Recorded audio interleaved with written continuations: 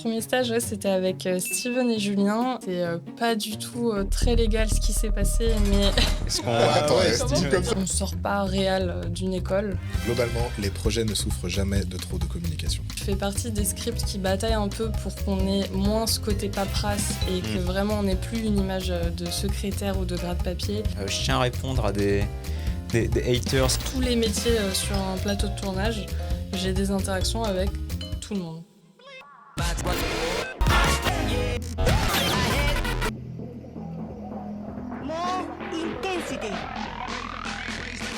Les amis, on se retrouve pour ce 4e épisode de Regard Cam. Regard Cam, je le rappelle, c'est le podcast qui vous présente les métiers du cinéma et de l'audiovisuel en invitant des personnes qui travaillent dedans. Et pour ne pas changer une équipe qui gagne, je me retrouve encore une fois avec mon comparse Steven Briand. Et oui, Vince, bonjour, bonjour à tous. Effectivement, Regard Cam, c'est un invité, un parcours et un métier. Et aujourd'hui, on a la chance d'accueillir Manon Bernard. Bonjour Manon. Bonjour. Et donc toi, ton métier, c'est script. C'est ça. Voilà, donc on va parler ensemble de ce métier-là. Un métier assez peu connu. J'ai dû, en faisant les stories pour demander les questions du public, j'ai dû expliquer le métier de script. Et du coup, on va décortiquer ça un peu. On va commencer par ton parcours. On va commencer par le parcours scolaire. Du coup, est-ce que tu peux nous parler un peu de l'école? Est-ce que tu étais une bonne élève? Comment tu es arrivée dans les études supérieures? En tout cas, en sortant du bac, je savais que j'avais envie de faire du cinéma. D'ailleurs, au lycée, je co-animais un ciné-club la dernière année, je crois. Et par contre, je connaissais pas encore script. Je connaissais pas encore ce métier. Et donc, je me suis pas du tout orientée vers une école qui formait particulièrement à ça, en faisant plusieurs portes ouvertes d'écoles qui sont accessibles juste après le bac, donc plutôt des écoles privées. J'ai visité entre autres l'ESSEC, et c'est l'école que j'ai choisi de faire pendant 3 ans. Et en fait, dès la première année de prépa, c'est des élèves de ma promo qui avaient envie très très vite de faire des courts-métrages à côté de l'école et qui ont proposé de monter un collectif pour qu'on puisse faire des tournages. Et ils nous ont fait remplir des petits formulaires de tests de personnalité. Ok. Moi est ressorti que ce serait bien que je sois assistante réelle, et ils m'ont vraiment dit tu seras la machine de guerre, toi t'es pas dans l'artistique, t'es dans la technique. J'étais là, quelle horreur. Et j'ai fait un premier cours à ce poste-là où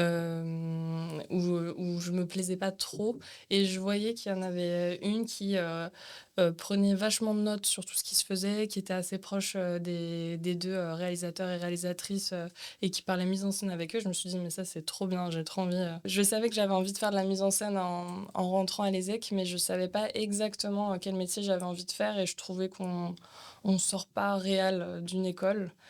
Et donc, ça me plaisait vachement ce qu'elle faisait, et elle a pas du tout aimé faire ce poste-là. Et donc, dès le court-métrage suivant qu'on a fait ensemble, j'ai pu prendre cette place-là. Et ça a vraiment été une révélation pour moi de me dire mais c'est trop bien. Il y a un métier qui regroupe plein de choses que j'aime faire, qu'on définira peut-être un peu plus tard. Mais ça me plaisait bien, et donc ça a été ma première expérience avec ce métier. Ça a été mes 3 années de scolarité, mais vraiment sur l'extrascolaire, à faire énormément de courts-métrages avec les différents étudiants de mon école. Et du coup, j'ai une petite question. Je reviens un tout petit peu en arrière. Ouais. Tu disais que à la sortie du bac, tu savais que tu voulais aller vers les métiers du cinéma. Cette envie, elle est arrivée quand tu étais au lycée? Elle était là depuis petite? C'est un truc qui est apparu parce que tu regardais des films? Enfin, tu sais un peu comment c'est venu? J'aimais beaucoup certains genres de cinéma. J'ai grandi avec mon père qui me montrait tous les Louis de Funès, tous les James Bond. Comme mon grand frère et ma grande sœur, ils ont 10 et 12 ans de plus que moi, il y avait déjà toutes les VHS de tous les Disney qui étaient sortis. Ok. Donc voilà, je me nourrissais pas mal de tous ces films-là. Par contre, pour moi, ça pouvait pas être un métier du tout. Ouais. Et du coup, je pense que c'est venu au lycée, quand on commence à me demander de s'orienter, en me disant, OK, qu'est-ce que j'aime? Il y a un peu plein de questionnaires. Est-ce que vous préférez travailler seul ou en groupe? Donc moi, je disais en groupe. Est-ce que vous voulez que, je sais pas, par exemple, que ça se ressemble ou est-ce que vous voulez un projet qui a un début et une fin et ça peut durer un mois ou un an? Je dis: «Ah, c'est plutôt ça qui m'intéresse, c'est que ça change régulièrement, Mmh. qu'on change de lieu, qu'on change de personne». Et donc petit à petit, j'ai vu que les métiers du cinéma, ça pouvait rentrer là-dedans. Je savais que j'avais envie de faire un métier artistique et je me suis dit: «OK, pourquoi pas? OK, Pourquoi OK. pas aller là-dessus?» C'est quelque chose qui me plaît beaucoup et qui change. Et Ouais. pour revenir un peu du coup sur, tu as été beaucoup script sur des courts-métrages étudiants pendant, tes études en extrascolaire et du coup, est-ce que, moi, j'ai aussi fait pas mal de courts-métrages étudiants et est-ce que tu penses qu'à ce moment-là, le métier de script, il était bien appliqué sur les courts-métrages étudiants? À quoi ça ressemblait un peu, être, script, sur ces courts-métrages? Clairement non. Clairement, je l'appliquais pas comme il enfin, en fait, j'apprenais, sur le tard, à toute seule, un peu en autodidacte, ce que c'était. Donc, les gens avec qui je travaillais m'avaient donné des matrices de rapports à remplir et moi, de mon côté, je me listais des choses auxquelles il fallait qu'on pense, et puis, je discutais avec, les réalisateurs et en fait, je pense que c'est là où j'ai franchement, je pense que je me suis plus formée là, limite, qu'après en stage, parce qu'en fait, on apprend tellement de ses erreurs. Mmh. Mmh. Et après, ça nous marque. Enfin, quand on a fait une grosse erreur, on s'en rappelle sur tous les films suivants. C'est vraiment ça, c'est bon, c'est acquis. Je sais pas, genre les horloges, l'heure qui défile, t'inquiète, je vais target ça à chaque fois que je vais le voir dans un film ou des choses comme ça. Et donc, je pense que je me suis énormément formée sur mes bêtises et mes erreurs. Et, Mais finalement, plus sur des projets, extrascolaires que sur des projets, de cours, quoi.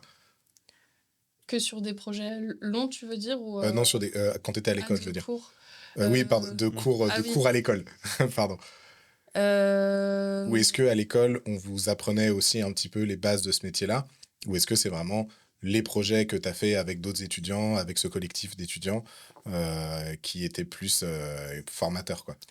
en fait, on nous a parlé très tardivement de ce métier dans cette école-là, D'accord, et donc on a une première année très théorique à l'ESSEC, que j'adore, où on touche pas au matos et en seconde année, on commence à faire un peu le tour de tous les postes, en faisant, plusieurs courts-métrages jusqu'à 5 dans l'année.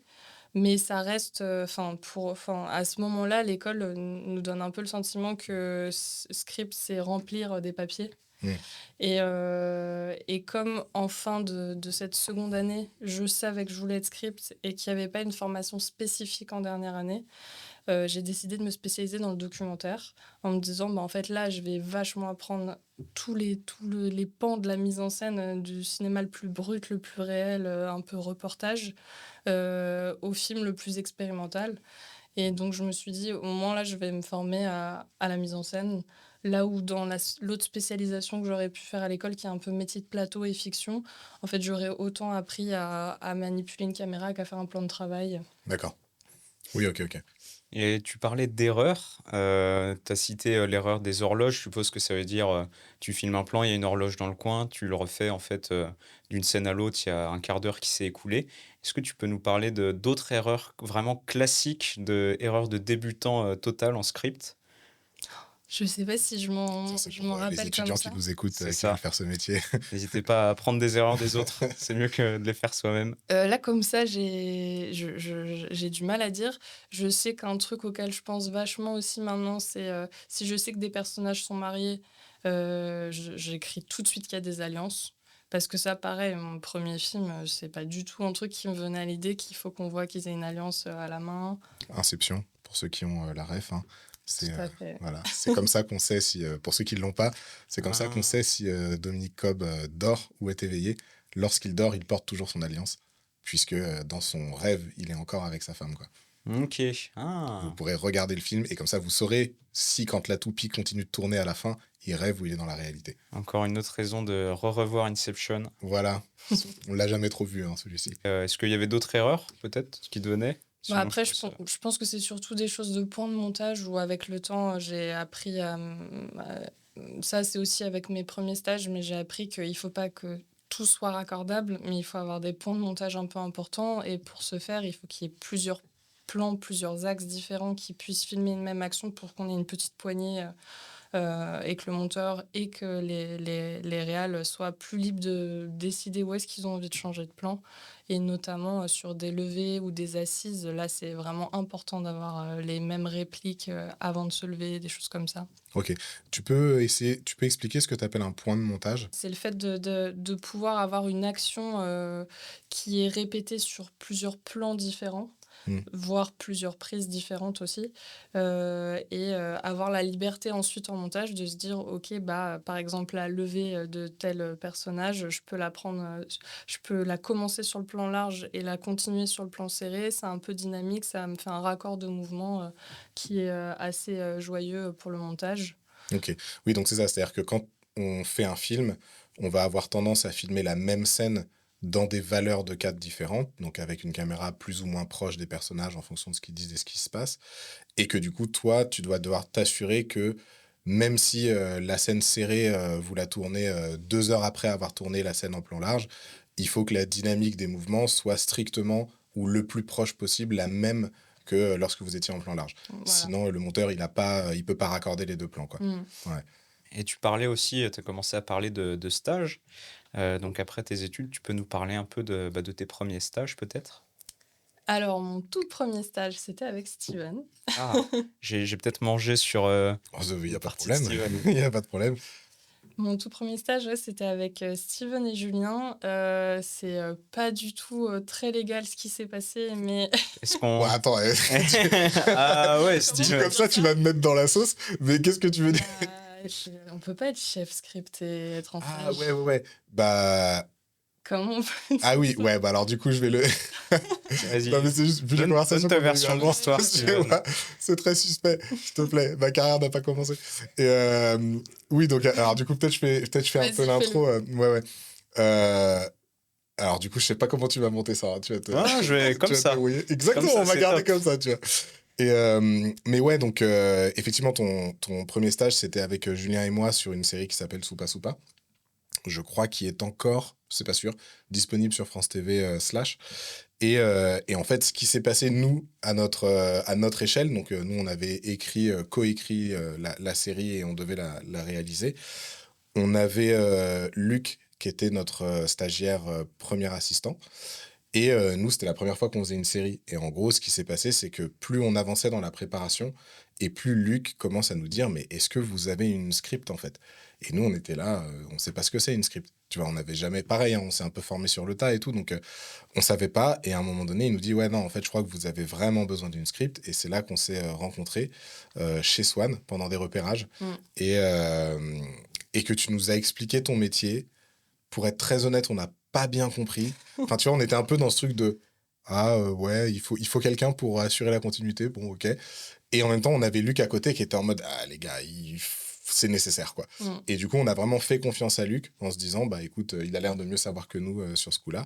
Mais la vérité aussi, c'est que c'était un tout petit projet avec très très peu de sous et on n'avait pas de sous pour des postes supplémentaires. En revanche, on pouvait prendre des stagiaires. Et donc, du coup, vous étiez encore conventionné puisque vous sortiez d'école.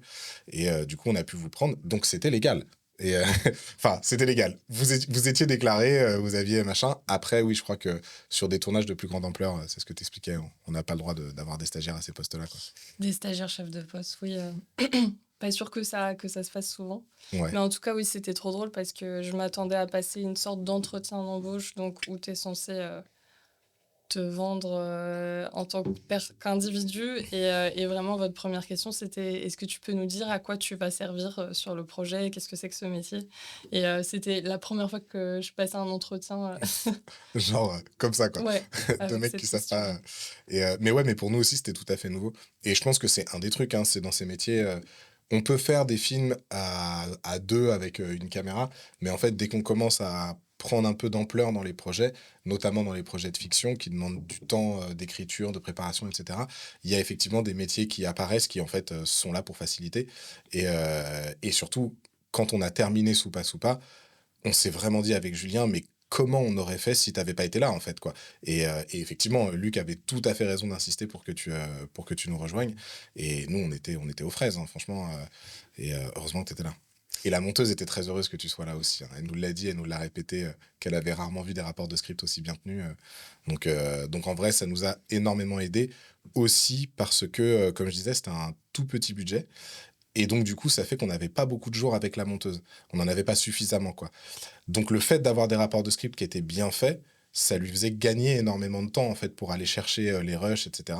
Donc oui, effectivement, la script, elle intervient sur le plateau, comme tu le dis, sur des questions de continuité et des points de montage et tout ça. Mais en fait, ça a aussi un énorme impact sur le travail du monteur derrière, quoi. C'est vraiment ton rapport, c'était vraiment sa bible à elle, quoi. Voilà. Pardon, je crois que je parle pas assez dans la vie et que du coup ma voix elle est pas chauffée. Ça va venir, t'inquiète. Et juste question de script, est-ce que cette cam elle sait se resserrer sur Steven ou pas? Non, le plan, enfin, ce plan-là, c'est un gros plan large 4K et moi, je crop, je fais les deux. Ah Je donc tu fais un peux, plan ok. serré, un plan serré. Donc on est d'accord, j'ai le droit de le laisser terminer de parler, de tousser avant de me Oui, répondre. il n'y a pas de Mais Parce souci. que ça chaque fois c'est je me super. dis, Voilà, donc ça, c'est bien, ça, c'est la bonne déformation professionnelle, tu Mm. vois. C'est-à-dire que tu sais anticiper des choses qui peuvent faciliter derrière le travail de montage. ouais. Bah, parce que Elle je me me dis, facilite déjà mon travail, je c'est sais qu'avec magnifique. toi c'est facile Mm. de couper d'un plan à l'autre, mais nous je ne sais pas. Ouais, non, faut se dire vraiment, il y a 3 plans serrés, quoi. Ok, trop bien. Ça triche un peu ici. Ok. Du coup, Ouais, bah je peux répondre en tout ouais, cas. avec plaisir, avec plaisir. Alors, c'était Mais sur la monteuse, ouais, c'est ça que je ouais. voulais dire un truc là-dessus.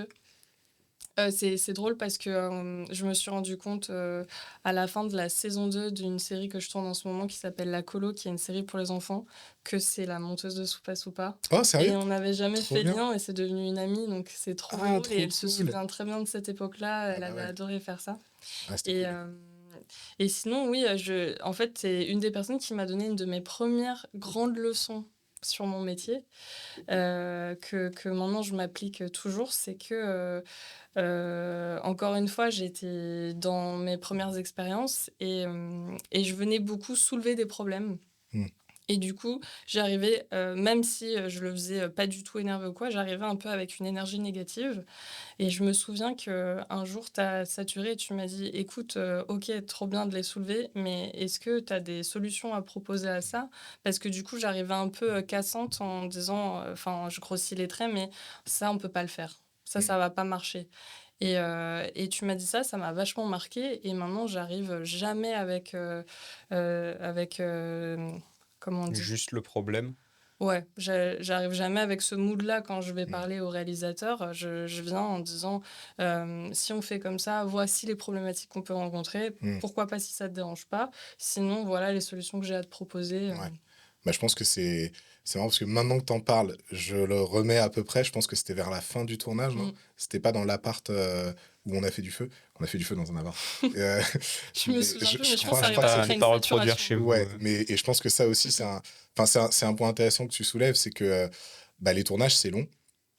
Ça demande beaucoup de temps, beaucoup d'énergie, et en particulier quand on est sur de la fiction où le temps est beaucoup plus long que sur de la publicité, il y a de la fatigue aussi qui s'installe. Mmh. Et du coup, ouais, il y a des moments. Alors, j'espère que j'ai pas été trop violent quand je t'ai dit ça, Pas du tout. mais effectivement, il y a des moments où en fait tu fatigues. Et en gros, un des gros trucs, moi, je sais que je m'entoure beaucoup de gens dans mes équipes dans lesquels l'enjeu, c'est vraiment, je préfère quelqu'un qui va pas être, ce qui est pas ton cas, hein, je te rassure, mais qui va pas être peut-être le mec le plus fort dans tel ou tel métier, mais par contre qui va être très proactif et qui va toujours chercher en fait à améliorer le film, que quelqu'un qui est le cador machin, que ah, tu travailles avec un tel, t'as trop de bol et tout machin, mais qu'en fait lui il va pas forcément avoir cette tendance à essayer de soutenir le projet et d'arriver avec des solutions, quoi. Mmh. Et je pense que effectivement un des trucs qui joue énormément, en tout cas dans les relations de travail qui perdurent, c'est quand en fait on sent qu'on est à la même page et que la page en question, c'est comment on fait pour que le film marche. Et donc effectivement, c'est super de voir quand il y a un truc qui marche pas. C'est encore mieux de dire, ok, là ça marche peut-être pas, peut-être si on va par là ça marche, peut-être si on va par là, enfin tu vois, Mmh. d'être force de proposition, quoi. Mmh. Pour conclure un peu sur la partie parcours, avant de rentrer dans le concret du métier, du coup, tu as dit que tu étais arrivé sur ce stage directement en chef script. Ça veut dire qu'il y a des assistants script. C'est quoi un peu les différences de tâches entre ces deux postes? Ce qui est marrant, c'est que, au sein de l'équipe script, déjà, c'est pas toujours, acquis au niveau des productions, qu'on puisse être, 2 et qu'on puisse avoir des assistants.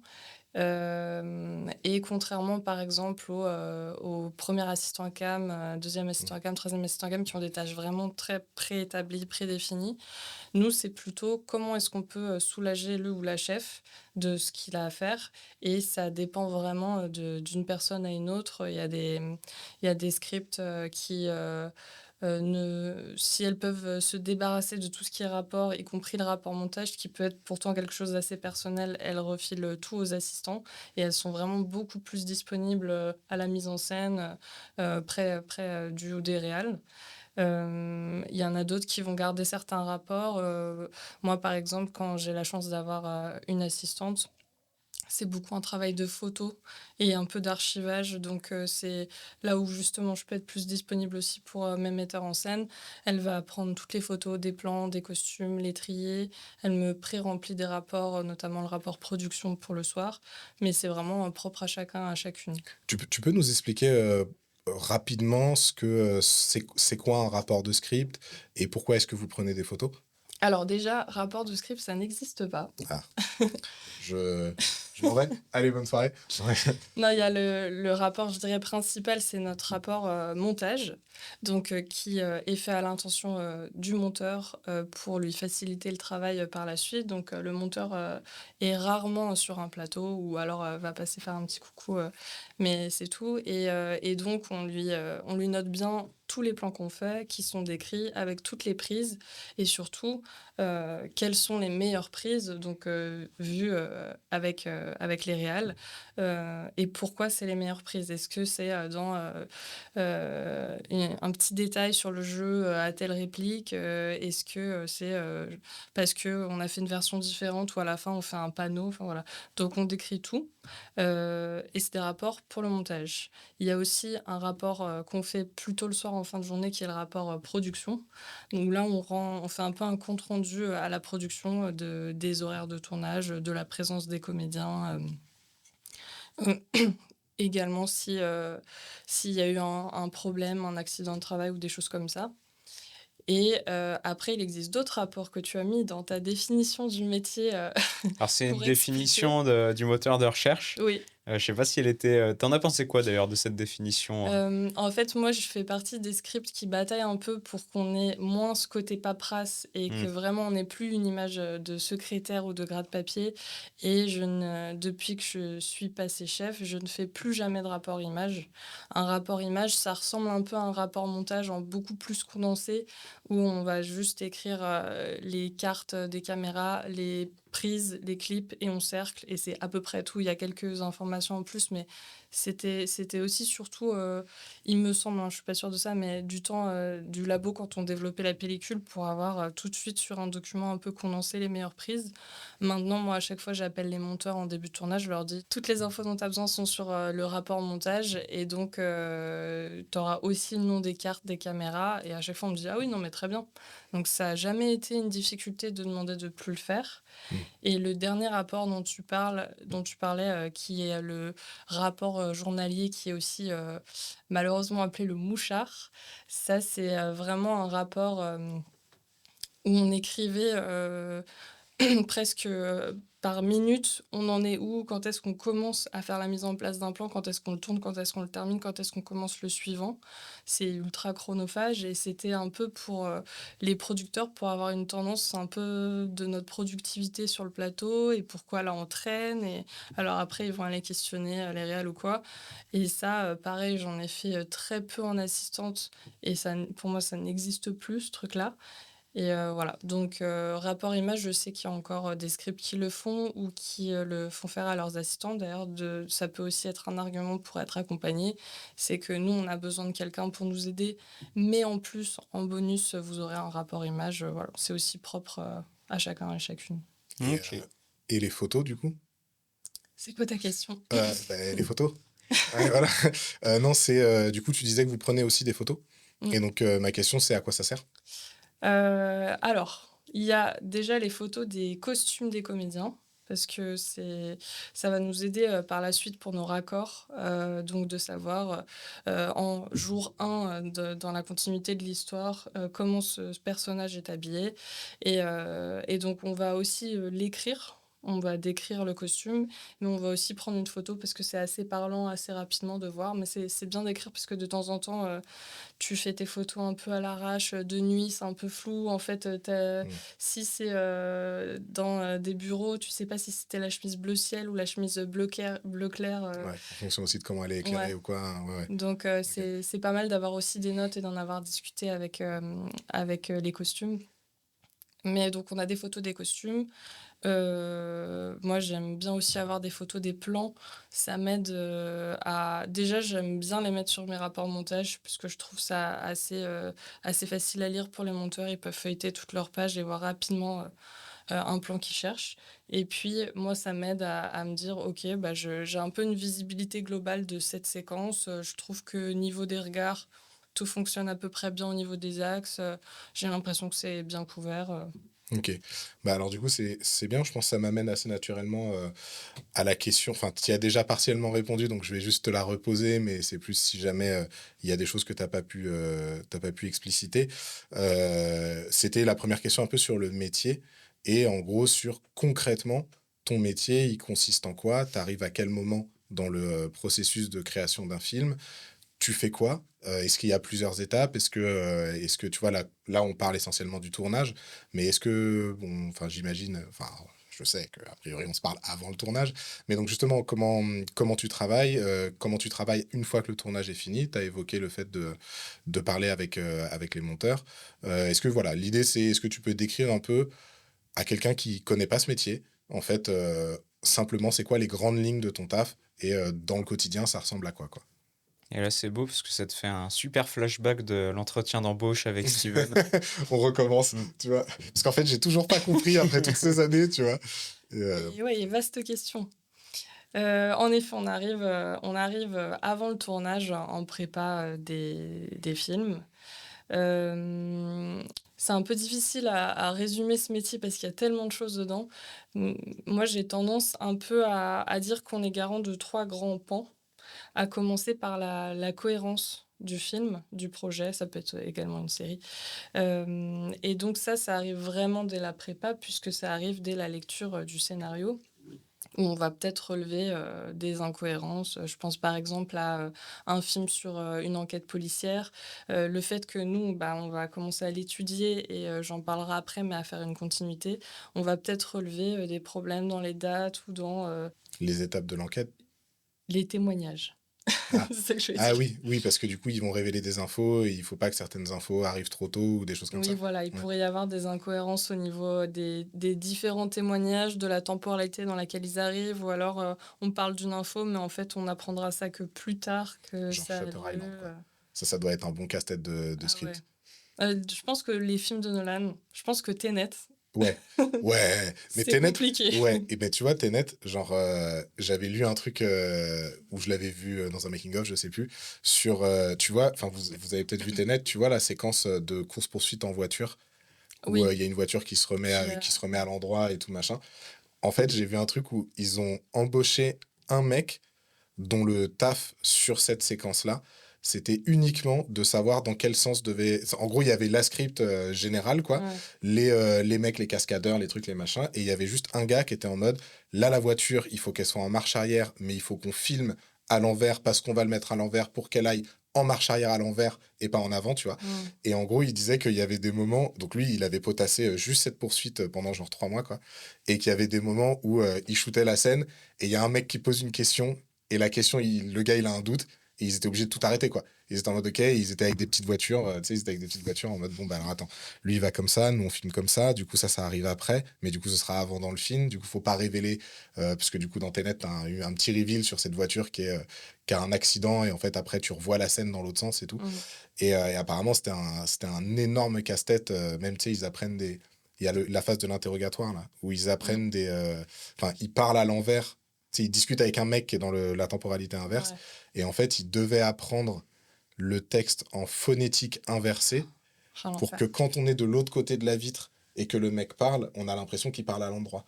tu vois, Mmh. Mmh. vu que lui, il est à l'envers, quoi. Casse-tête. C'est Donc, des ouais. nœuds de cerveau. Ouais. Ces films-là, Donc je ça trouve fait ça partie de tournait, ton taf. mais j'adorais. Enfin, Ouais. c'est je trouve enfin, c'est ça que j'aime aussi dans ce métier, c'est quoi le challenge, du prochain film? C'est Ouais. où est-ce qu'il faut que je focalise mon attention? Donc, Mmh. ouais, ouais, moi j'adore et ouais, donc voilà, il y a la cohérence. Donc ça va être et en prépa et à la lecture, mais aussi, sur le plateau. Mmh. Je pense notamment à, mais c'est toujours lié à la continuité, donc je vais parler de la continuité. Pour moi, le deuxième grand pont, c'est, on est garant de la continuité de l'histoire, qui sont étroitement liés en effet. Et donc la continuité, c'est aussi un document qu'on on fait en préparation d'un tournage où on écrit dans l'ordre toutes les séquences et on les dépouille. Donc on liste qui est présent dans cette séquence, on en fait un petit résumé, comment ils sont habillés, comme ça très vite justement, nous on sait tel jour de continuité, c'est tel costume. Combien il y a de jours, sur combien de temps ça se déroule l'histoire, est-ce qu'il y a des ellipses? Et puis, plein de notes. Par exemple, dans, la série, La Colo, on a des temps restreints avec les enfants. Mmh. On a beaucoup de séquences dans un bus. Moi, je sais qu'il y a des enfants, on les a 3 heures. Par, souci de l'égalité, il y en a, on les a 4 heures. Bah, je m'écrivais en note: «Ne surtout pas filmer dans les scénettes les enfants sur qui on se concentre Ah pas à ouais. ce moment-là». Oui, oui. Parce que je sais que plus tard, on en a aussi besoin, et donc voilà, faut qu'on fasse gaffe à avoir suffisamment de temps de tournage avec eux. Ça, c'est aussi des questions, qu'on se pose, dans la mise en scène en globalité. Les assistants réels aussi vont penser à ça. Mais moi, j'ai ma petite colonne note de à quoi j'ai envie de penser et à quoi faut vraiment qu'on fasse attention. Et donc j'en reviens à la cohérence qui est liée à la continuité. Heu, Ça, c'était en prépa, mais sur le plateau, par exemple, juste avant qu'on tourne une scène, je vais me dire: «Il y avait quoi avant? Il y avait quoi après?» «Ah oui, non, mais dans cette scène, elle a perdu son bébé, donc là, elle peut pas, péter de joie, dans la séquence suivante». Donc c'est un peu des 2, c'est un peu de la cohérence, un peu de la continuité. C'est des intentions que je rappelle, au metteur en scène à ce moment-là. Mmh. Et le dernier point, bah, on en a déjà un peu parlé, c'est le montage. On Mmh. est garant, que le film soit montable et pour ça, il faut qu'on ait couvert toutes les actions. Donc il manque pas un bout de dialogue qu'on aurait pris sur aucun plan.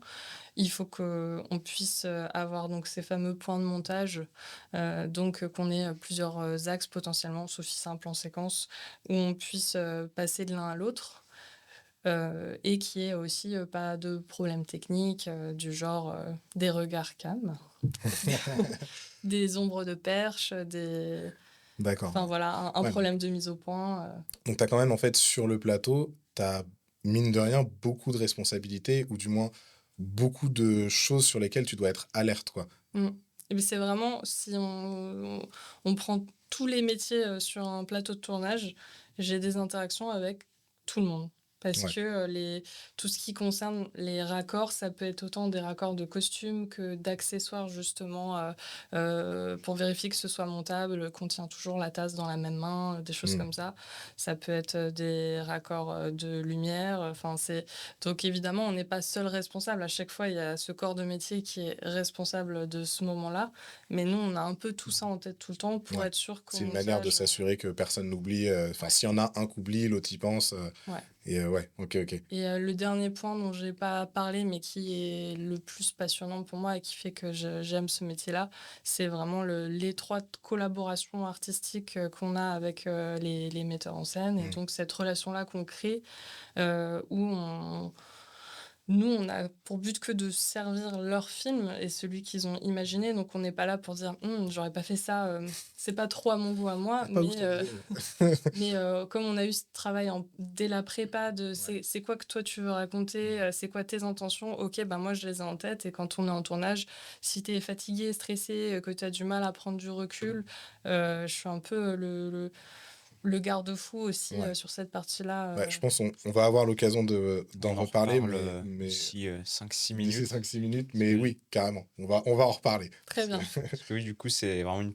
partie importante du métier et tu disais, c'est la partie, je pense, que tu mets hors de la paperasse et bah, qui est super importante et qui est peut-être aussi le fait que tu es pas assistante réelle aujourd'hui et plus script, parce qu'il y a cette partie qui est importante. Mais avant ça, on va faire, maintenant que tu nous as très bien défini, le métier, on va faire une petite étude de cas. Si tu veux bien, est-ce que tu peux du coup nous parler, bah, de comment ça s'est passé pour toi sur Un peuple et son roi? Tu peux nous présenter un peu le projet et comment toi, du coup, tu as pu, travailler là-dessus? Et quels étaient justement les défis, Les tu vois, enjeux, tout ce que tu ouais, as que tu avais expliqué là, dessus. comment ça a pu se retrouver, dans ce projet-là, quoi? Alors, Un peuple et son roi, c'est, mon premier projet en assistante où je n'étais plus stagiaire. Donc c'était un gros morceau, c'est un film d'époque où on avait, énormément de comédiens. Dans l'histoire, ça commence à la prise de la Bastille et ça finit, je spoil, à la décapitation Mais non. d'un roi. Je vous dirai pas lequel. Et Ouvrez vos livres d'histoire, normalement, et donc là, je travaillais avec, au total, j'ai eu, je crois, 8 chefs différentes entre mes stages OK. et mon parcours d'assistante à script. Toujours, super intéressant, enfin, de choper autant de méthodologies différentes et de m'en nourrir après pour moi quand je suis passée chef. Et donc avec cette script-là, elle justement, elle s'enlevait tous les rapports pour être vraiment ultra présente auprès, du réalisateur, qui s'appelle, Pierre Scholler. Et donc je faisais son rapport montage, et on gérait à 2 parce qu'on avait vraiment beaucoup, beaucoup de rôles. C'était un gros casting, on gérait à 2 les costumes, on se partageait, on se splittait en 2. Elle gérait certains rôles, moi d'autres. Je prenais toutes les photos des costumes, des plans, et tout à l'heure je l'ai pas dit, mais aussi des décors parce que c'est Mmh. aussi des raccords auxquels il faut qu'on pense. Et quand on est assistante aussi, généralement, on est missionné de se focaliser sur la figuration, notamment quand il y en a beaucoup. Donc c'est plus à l'arrière-plan, mais on évite qu'il y ait, bon là c'est un truc d'époque, mais un comédien avec un t-shirt bleu fluo qui passe 57 fois dans tous les axes et qui fasse des allers-retours. Donc ça, c'est un Mmh. truc qui... qui est géré principalement par le second assistant réalisateur, mais souvent quand on est assistant script, on garde un œil là-dessus également. L'exemple de, je me permets, mais Ouais, l'exemple de Daenerys, Targaryen, dans la dernière saison de Game of Thrones, Le truc de Starbucks. ils avaient oublié d'enlever sa coupe, de ouais, Starbucks, sur la table ouais. et donc là, typiquement, ils l'ont corrigé. En fait, ça qui est marrant, c'est que quand l'épisode est sorti, dans les 24 heures, ça a buzzé sur internet et 48 heures après, Ah ouais, le ils tu ont modifié? tu sur HBO, tu regardais, il y avait plus, quoi. Ah Les ouais. gars, ouais, ouais, ils ont re-uploadé le truc, Donc personne l'avait vu jusqu'ici ou alors on ne sait bah, ils l'ont pas. vu au moment Théorie où du c'est sorti, complot, quoi. Ouais. Ils l'ont Ils vu, ont le voulu faire monteur, il payer était pas quelqu'un. si bien payé que ça, et ça Ouais. y est, allez, Allez, nique je leur sa laisse. Ouais. mmh. Et sur ce film-là, ouais, le gros challenge, c'est qu'on a tourné plusieurs jours, dans la fameuse salle du jeu de paume, avec, les différents pans de la société à ce moment-là qui décident de qu'est-ce qu'on fait du roi.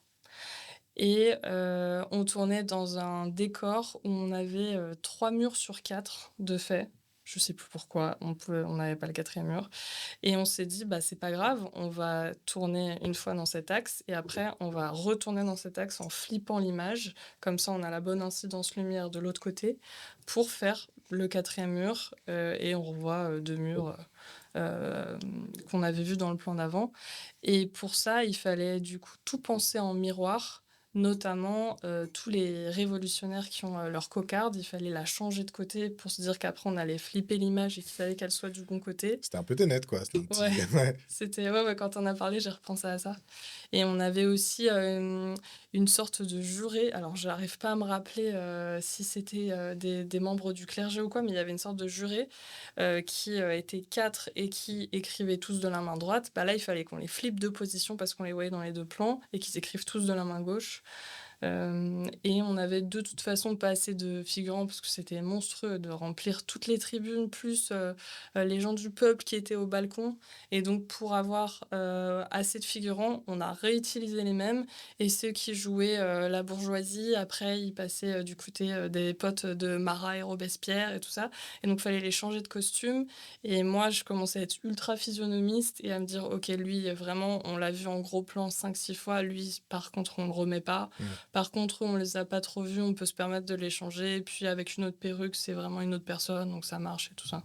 Donc c'était pareil, des Donc petits un des bon petits défi, quoi. challenges, mais c'est sympa à faire. Et ça se j'imagine que ça se définit en prépa, le fait que vous allez flipper l'image ou c'est vraiment vous arrivez sur le décor et vous vous dites: «Ah mince, en fait, on n'a pas de quatrième mur»? Non, non, c'était ouais, ouais, c'était C'était vu depuis longtemps et d'ailleurs, spécialement pour, ces moments-là, on était 2 assistants de script.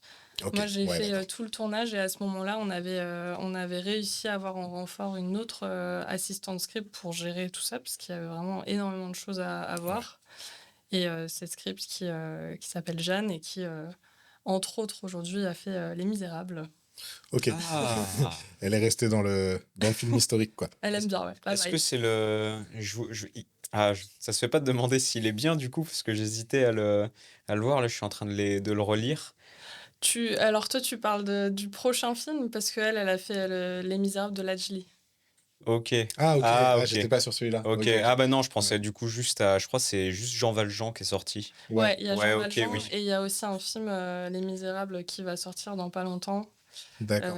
avec une autre script qui s'appelle Sophie, qui est super aussi. Ok, ok. Le monde est tout petit. Bon bah, Trop j'irai bien. voir les 3 dans le Voilà, doute. dans le doute. Voilà.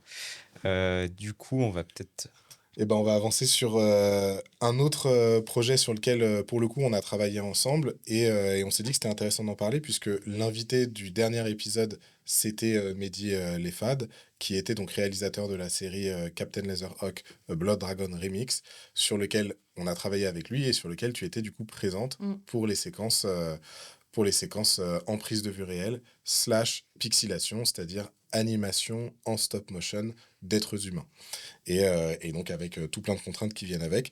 Est-ce que tu peux nous en parler un petit peu des défis que tu as pu rencontrer dessus, notamment le fait que c'était un projet qui était pensé comme un film d'animation, mais qui se tournait en prise de vue réelle, Mmh. donc avec notamment un rapport au découpage qui est peut-être un peu différent de quand tu es en prise de vue réelle. Ouais, carrément, c'est un projet qui ressemble à absolument rien que j'avais fait avant. Ouais. C'était, encore une fois, c'est Luc qui a dit: «Là, ce serait bien quand même qu'il y ait une Ah, Luc, script», même si, heureusement qu'il est là. Qu'est-ce qu'on ferait sans Luc, hein? Il viendra, on t'invite, Luc, tu le sais, tu le sais. incessamment sous peu. Ah ouais, ouais, ouais. et ouais, en fait, ce qui était, très particulier, c'est que, on tournait quasiment pas, on en a eu quelques-uns, mais quasiment pas en master. Donc un master, c'est quand on essaie de faire, durer un plan du début à la fin d'une séquence, en se disant: «On va le monter plusieurs fois, on va l'entrecouper d'autres plans», et là, c'était pas ça parce qu'il y avait ce côté, animation. Pour nous, comme il y avait aussi de la prise de vue réelle un peu, je ne sais pas si tu seras content de la comparaison, comme Roger Rabbit, où il y a Oh bah des de ouf. humains, dans de l'animation, et donc les animateurs, ils vont pas dessiner des masters d'animation, Bah ouais, donc on avait vraiment des plans, qui duraient, 2 secondes. C'était, ultra bien préparé avec le storyboard, même en c'est ça. cinématique, de croquis et Ouais, tout. ouais. Donc moi, je m'étais maté toute la série en croquis, c'était Ouais. super. Bah, je pense qu'on l'a tous fait en fait ça. Ouais, Et d'ailleurs moi pour l'anecdote, je crois qu'il y a 8 épisodes, un truc comme ça. ouais, je crois. Et moi nous on intervenait sur les épisodes 4 et 5, je crois. Et en gros, on avait l'épisode entier en animatique. Et moi j'ai pas regardé le dernier épisode en me disant j'ai envie d'avoir un épisode que je découvre totalement fait quoi. Ah Et ouais, donc j'ai vraiment attendu que la série soit sortie pour pour ouais, découvrir le dénouement en fait ouais, quoi. ouais. Et j'étais très content. Mais ouais, Et- rien qu'en croquis, comme il y avait déjà, le doublage de fait et il me semble un peu de musique, c'était déjà Ouais, ouais. trop bien regarder Ouais. une série en croquis. Et du coup, on avait vraiment, des plans, donc comme je disais, de 1, 2, 3 secondes, max, avec un début très prédéfini, une fin très prédéfinie, et il fallait que tout se raccorde comme des pièces d'un puzzle où c'est comme ça et pas autrement. Mm. Et donc on avait vraiment, le comédien, qui doit commencer, la main levée, et terminer, en train de commencer à se pencher en avant, par exemple, et Mm. sur le plan d'après, qu'on tournera peut-être 2 semaines après ou 2 semaines avant, il faut qu'il commence penché en avant et qu'il se relève en regardant, dans une direction précise. Et donc c'était, ouais, c'était très particulier, et donc je m'étais fait un document que j'avais un peu jamais fait, qui était basé sur ce storyboard, slash découpage, qui devenait un peu ma continuité. Et il y avait, aussi cette volonté que, comme on va pas dessiner, enfin, je parle comme si c'était un film en 2D, mais comme on va pas créer, le décor en animation derrière plus longtemps, faut pas que ça dure, 5 secondes si c'était écrit 2, quoi. C'est ça. Donc je chronométrais tout, c'est un truc que j'ai oublié de dire, mais en prépa d'un film, je fais, un préminutage, donc une estimation de la durée du film ou de la durée d'une série. C'est, d'autant plus important, je pense, en télé, quand on a des grilles de programmation très strictes, parce que si on fait un 6 fois 52 minutes, donc 6 épisodes de 52 minutes, c'est comme ça. C'est pas, 6 fois 1 heure où on sait pas. Là où Netflix, quand vous regardez une série sur les plateformes, c'est totalement OK qu'un épisode fasse 35, le suivant fasse 50, enfin, c'est beaucoup Mm. plus libre. Mais et pour les films, pour des raisons de budget et pour, les séries ou pour ce qui passe à la télé pour des raisons de grille, il faut qu'on sache à peu près vers quoi on va et donc je préminute. Donc je fais une estimation, qui n'est pas une science exacte en amont et aussi on va s'en servir. Par exemple, si on est au-dessus ou si on est en dessous, on va s'en servir en tournage en se disant: «OK, bah là, notamment sur la série La Colo, on était un peu en dessous cette année. On a décidé de pas écrire plus de séquences pour des raisons de budget, mais de garder ça en tête et de se dire: "OK, il faut qu'on pense à faire des petites introductions plus longues de séquences"» ou Mmh. de se dire: «OK, est-ce qu'à un moment, on peut pas prendre une caméra et faire une séquence un peu clippée quand on a du temps?» Et donc pendant le tournage, je rechronomètre chaque prise et je me fais un peu une tambouille pour me dire: «OK, cette séquence, moi, j'estime qu'elle dure tant de temps montée, pas tourner parce qu'on peut être un peu plus lent, au tournage et je peux en permanence comme ça, plus je sais pas, en fin de semaine dire: «OK, moi je pense que là, c'est ça notre tendance. Le film va durer Mmh. tant de temps». Mais d'ailleurs, c'est intéressant ce que tu dis. Enfin, ça me rappelle sur Laserhawk que cette contrainte d'avoir des plans qui étaient très très courts, en fait, à un moment donné, ça a commencé à devenir problématique pour les comédiens, pour certaines séquences, pas partout, mais parce que eux, ils avaient des intentions de jeu avec des émotions qui étaient plus ou moins fortes, et que, en fait, bah, c'est pas bon, bah, faut que tu pleures, action un 2 Mmh. couper, c'est bon, arrête de pleurer, quoi, ça marche pas Mmh. comme ça. Et je me souviens justement, on a eu cette conversation à un moment avec l'actrice principale, parce que il fallait justement littéralement qu'elle pleure dans une scène, Mmh. et elle disait: «Mais là, là, en fait, je peux pas monter, quoi». Genre, Ouais. et donc du coup, il faut accepter que la scène, on va finalement la tourner comme une scène de prise de vue réelle. Mmh. On va prendre peut-être une minute, mais on sait que dans cette minute, on gardera 4 secondes. Mmh. Mais en fait, elle a besoin de cette minute-là parce qu'à un moment donné, c'est un être humain. Faut qu'elle fasse monter une émotion, faut qu'elle redescende de cette émotion. Et faut que quand elle est au pic de l'émotion, ce soit pile le moment où elle va sortir la bonne ligne avec la bonne direction de regard, et, Ouais. etc., quoi. Donc c'est vrai que c'était un défi même pour eux, en fait, d'être autant contraints, quoi, dans la prise Ouais, de vue, ouais, quoi. carrément. Donc du coup, on va pouvoir parler un petit peu de la relation script-réalisateur. Et c'est vrai que c'est quelque chose qui, enfin moi, que je trouve assez intéressant et privilégié, en fait, quand on travaille avec une script, c'est que en amont, on va discuter ensemble un peu des intentions. Et en fait, une fois qu'on arrive sur le plateau, c'est ce que tu expliquais tout à l'heure, quand on est dans la position de réal, en fait, on est sollicité sur tellement de choses que parfois je dirais pas qu'on perd le fil, mais je dirais que notre attention peut être focus sur le problème immédiat. Tu vois, genre, il pleut alors qu'il devait faire soleil, tiens, du coup, on va changer tel ou tel truc, ça change les costumes, ça change tout plein de trucs et tout, et on se dit, bah c'est bon, on a réglé le problème, on shoot. Et typiquement, c'est le moment avant de shooter où toi, tu vas arriver, tu vas dire, attends, souviens-toi quand même que ce qui était important dans cette scène, c'est que ton personnage, il est dans tel ou tel état émotionnel. Et moi, je le vois un peu comme ça, ton poste, comme une sorte de d'ange gardien du cœur émotionnel, en fait, du film, et de où est-ce que tu dois être, en fait, dans le parcours des personnages, quoi. Mmh. Et c'est des choses, j'ai l'impression que selon certains projets, et peut-être le projet, je crois, c'est En famille, Mmh. dans lequel tu as eu la possibilité de développer un peu plus cette relation avec le réal. Mmh. J'ai la chance d'avoir, souvent eu des très jolies relations, avec les réals avec qui je suis, qui m'offrent une jolie place pour, pouvoir échanger avec eux sur la mise en scène et ce qui était un peu différent sur En famille, donc qui est, vraiment une série à sketch qui passe en prime time avant le film du soir, donc type scène de ménage. Mmh. C'est que là, il y a plus de continuité. Il y a tout un travail que j'ai plus du tout à faire. Je ne préminute même pas, les sketchs, il y a pas vraiment de prépa. On est vraiment sur, de la comédie pure et dure, c'est, des sketchs qui vont durer 1 minute 30. Est-ce que c'est drôle? Mmh. Comment on rend ça drôle? Quel est le rythme? Quel est le ton? Et donc là, on est en full discussion, à 2 avec, le réal sur qu'est-ce qu'on en a pensé. Là, pour le coup, j'ai un peu plus, un statut de où j'ai le droit de donner un avis très personnel parce Mmh. que c'est lui qui en demande de ça et qui veut en tant que un peu première spectatrice, Mmh. quelles sont tes impressions? Qu'est-ce que tu comprends aussi? Et j'adore cet exercice parce qu'on a vraiment le temps de se poser que pour parler du jeu, là où il y a quand même, enfin, il y a quand même beaucoup de projets où on est tellement pris par le temps qu'on fait des prises juste pour qu'elles soient, propres techniquement. C'est peut-être parce que je fais plus souvent, des projets pour la télé que pour le cinéma où je pense qu'on peut quand même prendre plus son temps. mais je fais beaucoup de projets où on est content quand dans la prise, ça joue, à peu près bien et qu'il y a, pas eu, il y a eu aucun problème technique. Mmh. Là, on est que dans du: «Toi, comment tu ressens ça? Comment tu le comprends?» et j'adore les discussions où je lui dis: «Ah mais c'est marrant, moi, à la lecture, je pensais que, ce personnage-là était ironique et que l'autre comprenait pas». Et on se disait: «Ah OK, intéressant, bah vas-y, on peut faire ça. Ah non, ça fait un peu sarcastique. OK, mais si les 2 étaient au second degré et que du coup, c'est la même conversation, mais avec les 2 au second degré, qu'est-ce que ça raconte?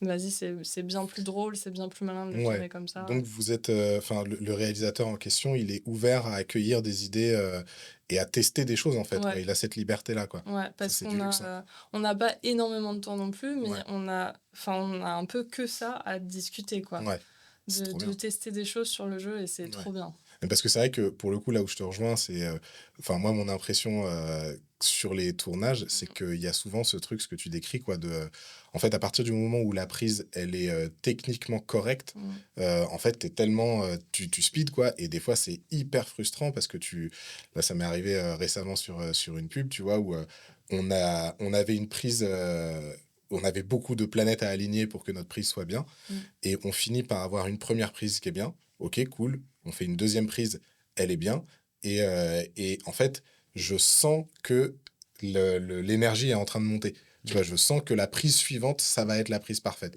mmh, Sauf que la prise suivante, tu une comédienne qui tient un iPad et la caméra va dans l'iPad. L'iPad, tombe en panne. Donc hop, bah, du coup, il faut le recharger, le truc, le machin et là, Luc vient me voir et me dit: «Bah, on n'a plus le temps, on mmh, avance» et de toute façon, ça va, tu as 2 prises dont tu es content. Hyper frustrant, tu vois? Parce que mmh. toi, tu es là, tu fais: «Oui, j'en suis content». Mais en fait, je sais où on allait et là, j'étais sur cette pente et puis bon, bah, on n'a pas pu shooter, davantage. On a des plans qui sont très acceptables, mais ce que je veux dire, c'est que c'est quelque chose de très fréquent finalement que, tu réfléchis ton film, en amont et en fait, une fois que tu es sur le plateau, tout doit aller, en fait, très vite parce que tu es pris par le temps, par l'argent, par, la lumière du jour, par les contraintes légales de un enfant, tu dois le libérer au bout de Mmh. tant de temps et tout. Donc tout ça, c'est normal, mais c'est vrai que c'est une gymnastique qui est pas du tout évidente, quoi. Donc c'est vrai qu'avoir quelqu'un qui peut rapidement t'aider à te remettre là où tu es censé être, bah, en fait, c'est vraiment ouais, c'est quelque chose d'assez cool, quoi. C'est vraiment un privilège, quoi, tu vois, quand tu ce luxe-là, quoi. Et Ouais. même moi, à mon petit niveau, sur, la plupart de mes courts-métrages étudiants, j'avais tout le temps été réalisateur. On avait des scripts et c'était vraiment que, du coup, le côté paperasse où ils notaient, telle prise est bonne, parce que ça et en fait, j'aurais adoré à ce moment, avoir quelqu'un pour me recentrer parce que, du coup, j'étais vraiment tout le temps en train de gérer des galères, il y Mmh. en avait vraiment des tonnes sur les courts-métrages étudiants, surtout sur les miens Mmh. et j'aurais adoré, du coup, avoir quelqu'un vraiment pour, m'aider là-dessus, me Ouais. recentrer, là-dessus. Donc si vous êtes étudiant, que vous voulez faire, script, c'est très important. Oui, Mmh. c'est bien de d'avoir à l'esprit que c'est pas uniquement, comme tu l'as très bien dit, heu, un métier de comment tu as dit? De gratte-papier? Ouais, mais C'est ça? dites pas ça, faut pas qu'on le définisse Non, comme ça. comme ça. Mais non, mais en fait, Mais oui. c'est justement pas ça, quoi. Mais c'est Ouais, vrai ouais. que quand on sait pas et qu'on commence, on peut avoir cette impression que la script, c'est la fille qui est à côté, justement, en train de prendre des notes Mmh. et qui dit: «Ah, le chapeau un peu plus comme ça, la tasse un peu plus comme ça» Mmh. et c'est vrai qu'en fait, ça va beaucoup plus loin et que c'est une personne qui est super importante pour la justesse, en fait, du film que tu es en train de créer, quoi. Ouais. Et après, c'est aussi, je pense, parce que le métier, il évolue et que c'est ce vers quoi on veut l'amener. Mmh. Et moi, la première, je j'aime pas du tout être chasseuse de faux raccords. Enfin, vraiment, Ouais. je me dis, c'est horrible de devoir, se focus sur ça, là où j'aimerais me focus sur, le jeu, Mmh. par exemple. Et notamment, de temps en temps, il peut y avoir, soit un chef opérateur, soit quelqu'un, des accessoires ou de la déco qui a décalé, un truc, pour faire un cadre plus esthétique. Mmh. Et du coup, des fois, je me dis: «Waouh, il aurait fallu que je remette en question un truc que je sais même pas qu'il a été bougé». Ah Est-ce ouais. que ça voudrait dire qu'à chaque début de plan, je dois partir du principe que je fais confiance à personne et je dois jouer au jeu des 7 différences en regardant: «OK, non, tout est bien mis». Et c'est pour ça que souvent, quand je commence un tournage, je vais voir tout le monde et je leur, enfin tout le monde, je vais voir, certaines personnes et je leur dis, «Vraiment, on est du même côté. Moi, je suis ultra pour, les triches, ultra pour les compromis et qu'on fasse au mieux et que moi aussi, je suis ravie si on a un cadre qu'on trouve harmonieux. Juste, je suis trop chaude que vous me préveniez dès qu'il y a un truc qui bouge un peu, que je me Ouais, rende compte de quelles sont les incidences. Ça se trouve, ouais, il n'y en a aucune et ça marche très bien. On peut même tricher toute une table et des chaises pour faire tout pivoter d'un axe parce qu'on préfère un fond, il n'y a aucun souci. Mais de le faire en étant au courant, c'est quand même ouais, plus confort. ouais. Mm. Globalement, les projets ne souffrent jamais de trop de communication. Mhm. Ça, c'est un pote qui m'a dit ça et je pense que c'est une très bonne leçon que j'ai gardée. C'est, ouais, en fait, c'est toujours mieux, même si tu le sais déjà, même si machin, vaut mieux se redire les choses. Ouais, Voilà. que Regard derrière, cam, épisode Ouais, 4, prise par la 2. prod. exactement. Pour reprendre, évidemment, on a changé les batteries. Si vous avez des batteries secteur à nous envoyer, faut surtout pas hésiter. Pour reprendre, du coup, on va conclure un peu sur tout le débat qu'il y avait. On va dire, nous, on l'a noté dans notre conducteur. Le script, c'est l'ange gardien de l'intention, avec un petit bloc-notes quand même, mais c'est surtout l'ange gardien de l'intention, si tu es d'accord avec cette définition. J'aime beaucoup. Eh bah parfait. Et on va pouvoir discuter. Du coup, tu disais tout à l'heure que on parlait de Nolan, de films décousus, vraiment des grosses galères. Tu as travaillé sur Généalogie de la violence, Mm. un film, si j'ai bien compris, qui est un peu décousu. Est-ce que tu peux nous parler un peu de ce film et de ton travail dessus? Oui, pareil. Alors moi, j'ai eu la chance de bosser sur des projets vraiment bizarres et très différents de projets classiques, notamment bah, faire de l'animation Mm. pour une série Netflix, quand bien même il y a des prises de vue réelles. Et ce projet-là, c'était... donc le réalisateur, c'est un artiste plasticien. Euh, et je crois même qu'il faisait ce film pour l'inclure dans une de ses expositions. Et c'était une sorte d'essai un peu expérimental sur une histoire vraie inspirée d'un de ses amis qui a eu un contrôle au faciès de la police et qui a vécu une palpation pas très agréable et qu'il a un peu vécu comme une agression sexuelle, enfin quelque chose de très intrusif pour lui. Et il s'est dit comment est-ce que j'ai envie de mettre ça en scène? J'ai envie de rentrer dans le corps de mon personnage. Et pour ce faire, et de manière assez mécanique, et donc pour ce faire, on a utilisé comme procédé la motion control. Donc c'est un grand robot qui porte la caméra, qui est pré-paramétré par ordinateur vraiment au millimètre près pour passer d'une certaine manière chorégraphiée qu'on aura prédéfinie. Et donc là, ce robot devait serpenter le corps de notre comédien et vraiment s'arrêter à ça de son oreille pour faire semblant qu'on rentre dedans ou à ça de sa bouche parce qu'on rentre dans sa bouche. Et toutes les parties à l'intérieur de son corps, c'était des images de synthèse. Et il y avait un troisième un peu procédé formel qui était des scans. Et donc il y avait des scans aussi un peu numériques de la ville où on rentrait et on venait en zoom comme ça, un peu comme des images satellites, à l'endroit où se trouvait notre personnage. Et donc, c'était un mix de ces trois choses. Donc, nous, on a tourné que la partie motion control avec le robot. Et c'était finalement un peu comme Captain Laserhawk, c'était un puzzle avec une seule pièce prédéfinie pour chaque endroit qui couvrait une action prédéfinie. Pareil, très peu de plans master. Et donc, on a eu beaucoup de prépa. Je sais que ça faisait des années qu'ils bossaient sur ce projet avec une prod qui l'entourait super bien. Et ils avaient un storyboard très défini de ce qu'ils allaient tourner et dans quel ordre. Surtout, je pense, avec ce genre de matériel-là. Et ils m'avaient prévenu en me disant il y a un monde où sur le plateau, je change d'avis ultra vite, où je remets tout en question et tout. Tu fais en sorte que ça n'arrive pas. Enfin, tu fais en sorte de toujours me remettre sur le rail qu'on avait prédéfini. Et si j'ai envie de remettre en question des trucs, non, tu me dis que c'est ça qui était prévu et c'est pas autrement. Et en effet, sur le plateau, il y a plusieurs fois où il m'a dit j'ai pas envie de tourner ce plan-là, je vais pas le faire. Et du coup, je lui ai expliqué ok, mais tu as un trou à ce moment-là. On n'a rien qui couvre cette action. Qu'est-ce qu'on fait?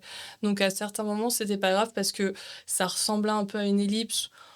Ça fonctionnait très bien. Et à d'autres moments, on ne pouvait pas se le permettre. Et donc, je cherchais en permanence des solutions pour non plus pas le brusquer totalement, lui dire non, tu m'avais dit c'était comme ça, on change pas. Donc, j'ai essayé de m'adapter à à sa nouvelle vision de la chose.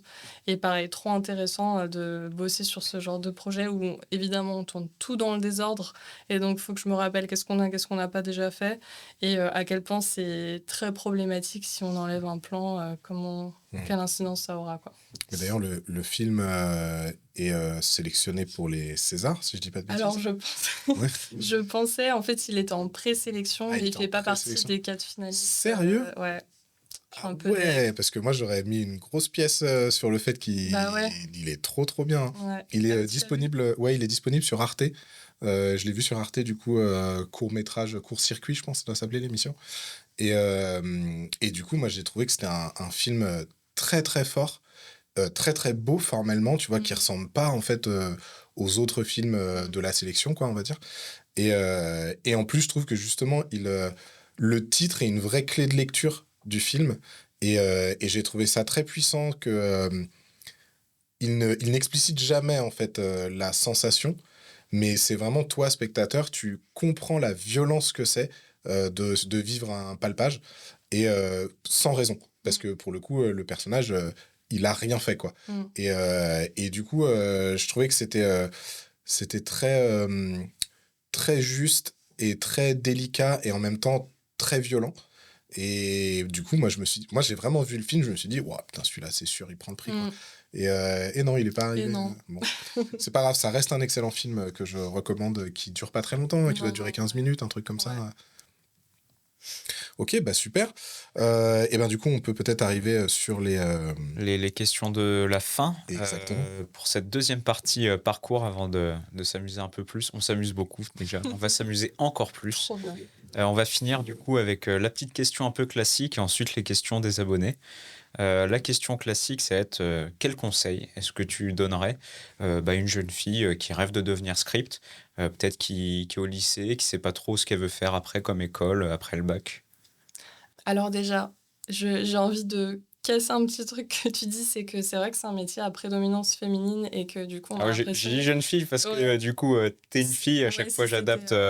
si c'était une moi plus jeune, quoi. Mais en tout cas, ouais, je voudrais juste faire une petite parenthèse sur ça, c'est que ce métier, il vient à l'origine des secrétaires de production qui venaient sur les plateaux vraiment à l'ancienne.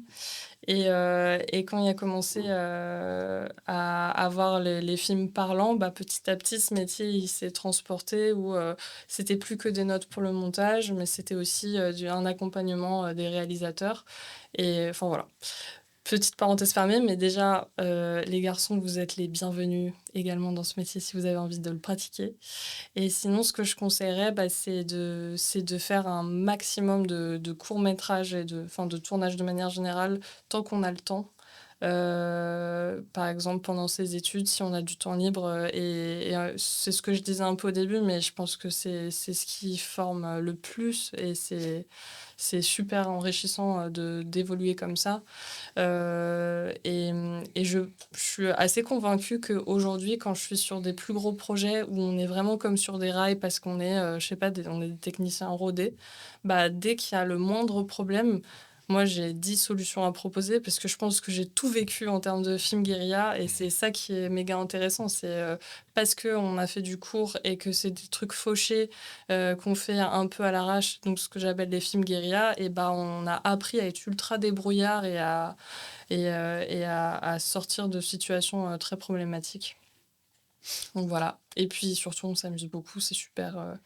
Il y a je me souviens de courts-métrages où je me suis retrouvée à 1 heure à pied du matos, à se retrouver au milieu d'une plaine en haut d'une montagne avec une bergère et ses moutons sur un coucher de soleil, une meuf de 30 ans un peu punk. C'est trop bien, les expériences qu'on vit sur des cours. Bah, ça donne très envie, donc n'hésitez pas, jeunes filles et jeunes garçons. J'ai appris ma leçon. On va pouvoir passer du coup à la question des abonnés. On a une question de Uluberlu qui porte très bien son nom. Il a demandé, c'est une bonne situation, script. On, Évidemment. on le tourne du coup un peu sur le côté, est-ce que tu arrives à avoir pas mal de projets, à bien travailler, et est-ce que tu as envie de rester sur ce poste ou tu te vois peut-être évoluer vers d'autres postes? Mm. En tout cas, ouais, de manière plus globale sur est-ce que c'est une bonne situation, vraiment premier degré, pas tant. Et c'est vraiment un des combats qu'on est en train de mener en ce moment. Moi, je fais partie de l'association Les Scripts Associés. Et en fait, on trouve que script, c'est flou comme nom de métier. Enfin, il y a beaucoup de gens qui pensent qu'on écrit le scénario d'un projet. Et on a envie de changer de nom de métier.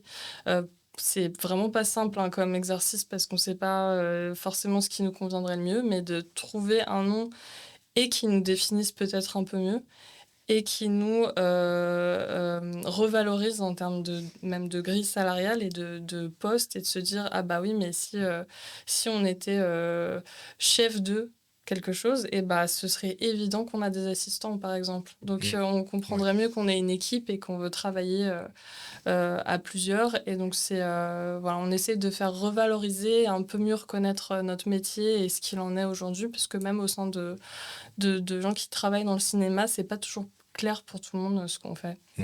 Ok. Voilà. Est-ce que vous avez peut-être déjà des pistes d'idées de nouveaux noms pour ce métier? Je ne peux pas en parler. Très bien, Un très petit bien. suspense. Un petit suspense. Promis, Non, je... c'est pas très clair en tout cas non plus pour nous. C'est Ok. vraiment pas simple à trouver parce que c'est un métier qui ressemble un peu à rien d'autre et du coup d'aller trouver des mots-clés qui on se dit bah oui mais ça définit précisément ce qu'on fait alors que comme je vous l'ai défini on fait Ouais, c'est tellement de large. trucs, c'est Ouais. tellement vaste Ouais.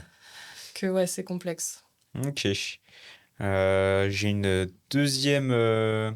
Ah, et du coup, est-ce que... je sais Ouais, pas j'ai si pas t'as trop répondu à ta question. Ah non, mais juste du coup, la première, tu as super bien répondu, mais juste du coup, la deuxième partie, est-ce que aujourd'hui, tu te sens toujours bien dans ce poste? T'as pas envie d'évoluer vers une autre direction Moi, j'adore. J'aime beaucoup ce métier-là aussi parce que je pense qu'on me le rend bien, enfin, que je fais vraiment des projets que je trouve trop chouettes. Je parlais tout à l'heure du fait que je fais des projets très bizarres, un peu hybrides entre plein de choses. J'ai aussi fait du docu-fiction où je partais en Pologne avec des Vikings à boire de l'hydromel dans des cornes. Enfin, c'est pour les aventures que ça me permet de vivre et toujours en côtoyant très fortement la mise en scène sur des projets relativement courts. Moi, c'est un truc que j'aime énormément. Après, je pense que j'ai jamais perdu de vue l'idée que si je suis rentrée en école de cinéma et que j'aimais la mise en scène, c'est peut-être que j'avais envie de réaliser. C'est un truc sur lequel c'est pas très clair et c'est pas du tout une frustration si j'y vais pas, mais je suis très pour les doubles, triples casquettes. Je pense que c'est un truc qui est pas très bien vu en France, j'ai l'impression, et, et je trouve que c'est dommage parce que, enfin, je vois pas ce qui nous empêcherait de faire plusieurs choses, d'autant plus quand on est intermittent et qu'on a ce temps qui est potentiellement disponible. Moi, j'ai l'impression quand même que dans notre génération et dans les générations Mm. qui arrivent, ça devient de plus en plus accepté en fait que ouais, en fait, tu puisses faire plusieurs choses en même temps et qu'il y a peut-être, on va dire, ton cœur de métier, ce avec quoi tu gagnes ta vie, Mm. etc. Mais qu'à côté de ça, bah ouais, tu vas explorer Mm. d'autres métiers, d'autres projets et c'est ce qu'on te souhaite en fait. Hein. Bah ouais, trop bien, normalisons ça. Mais oui, en plus, moi, du coup, je viens aussi du documentaire, donc c'est un pan que j'adore, quoi. Enfin, j'ai très envie de... Je trouve que tout ce qui est intéressant, on a envie de faire un docu dessus et de passer du temps à le filmer. Et donc, j'ai tout le temps envie de réaliser des docus sur tout et n'importe quoi. Bon, bah, on espère qu'on découvrira tes documentaires prochainement. I On wish. te le souhaite. J'ai une deuxième question des abonnés de Kenny Moreau, un fidèle auditeur de l'émission. On lui passe le bonjour. C'est quoi le pire faux raccord possible, vraiment le cauchemar du script? Oh, waouh. S'il y en a un. Est-ce que tu fais des cauchemars de script? Non. Genre, tu rêves qu'il n'y a pas de continuité dans le film. C'est très bizarre parce que c'est pas... Enfin, si, ça fait un peu partie de mon travail, mais souvent en tournage, je sais pas si ça vous arrive des fois de dormir, mais vous êtes épuisé le matin parce que vous avez l'impression d'avoir taffé sur un Bosser. tournage toute la nuit. Et moi, c'est donner des claps. C'est dire, ça, c'est le plan 415 sur un septième. Et je passe la nuit à chercher le nom du clap que je dois donner. Et je cherche dans des documents, je sais pas pourquoi. Où est-ce que je vais trouver cette info et ça m'épuise. Mais pour répondre à une question que tu ne me poses pas, mais qu'on me pose souvent, est-ce que quand je regarde un film, je ne pense qu'aux détails et aux raccords? Pas du tout. Je suis très, T'arrives à faire la part des choses, quoi. ouais, et puis c'est pas, je pense que je suis trop passive, enfin je suis Ouais. trop embarquée dans le truc pour réfléchir à ce genre de choses, sauf évidemment si c'est un film sur lequel j'étais, là j'ai très peu de recul, je pense Ouais. à ah ouais, là j'étais cachée là, j'étais par terre et je me souviens il y avait tel problème et Ouais. tout. Mais sinon je fais pas du tout ça dans les films. Et ouais, le pire faux raccord, je sais pas du tout. Moi je peux vous en parler dedans que j'ai vécu, qui me saute aux yeux. J'ai fait un film comédie de Noël avec un livreur qui doit être déguisé le soir de Noël et livrer des cadeaux, qui doit être déguisé en Père Noël, pardon. Et j'ai eu la chance de faire 2 projets de suite dans une même boîte de prod, ce qui fait que quand on a eu fini ce film et qu'il était en montage, moi j'étais en préparation d'une série dans la même boîte de prod et donc je me suis dit: «Ah bah, je vais en profiter pour aller les voir monter un peu le film». Et le réalisateur me dit: «Ah bah, trop bien, on veut trop te montrer, une séquence montée, on a besoin d'un avis sur un truc». Et lui, en fait, il voulait un avis sur le dernier plan de cette séquence et le premier de la séquence d'après, parce que c'était un peu plan sur plan la même chose. Il disait: «Est-ce que ça te choque ou pas?» Et en fait, je me rends compte, quand je vois, ce bout à bout monter, qu'ils ont monté une prise, où j'ai écrit en gros «poubelle», qui était la première de 8 prises d'un plan, donc je ne comprends pas ce choix. Et ça a découragé un peu parce que tu dis: «Est-ce qu'ils ont lu mes rapports montage, quand ils ont commencé à monter?» Avec d'autres prises, et c'est une prise où, ce faux Père Noël, il a enlevé sa barbe, donc elle pend sur son cou, et toutes les autres prises, elle est bien mise sur sa bouche. Et c'est pas à 3 centimètres près, c'est vraiment il a pas de barbe. Et je vois le truc et j'hallucine qu'ils aient monté ça. Et du coup, sur, je sais pas, je pense qu'il y a 5 plans dans cette séquence. Un sur 2, ils reviennent à ce plan-là, qui est la prise Ah ouais. poubelle.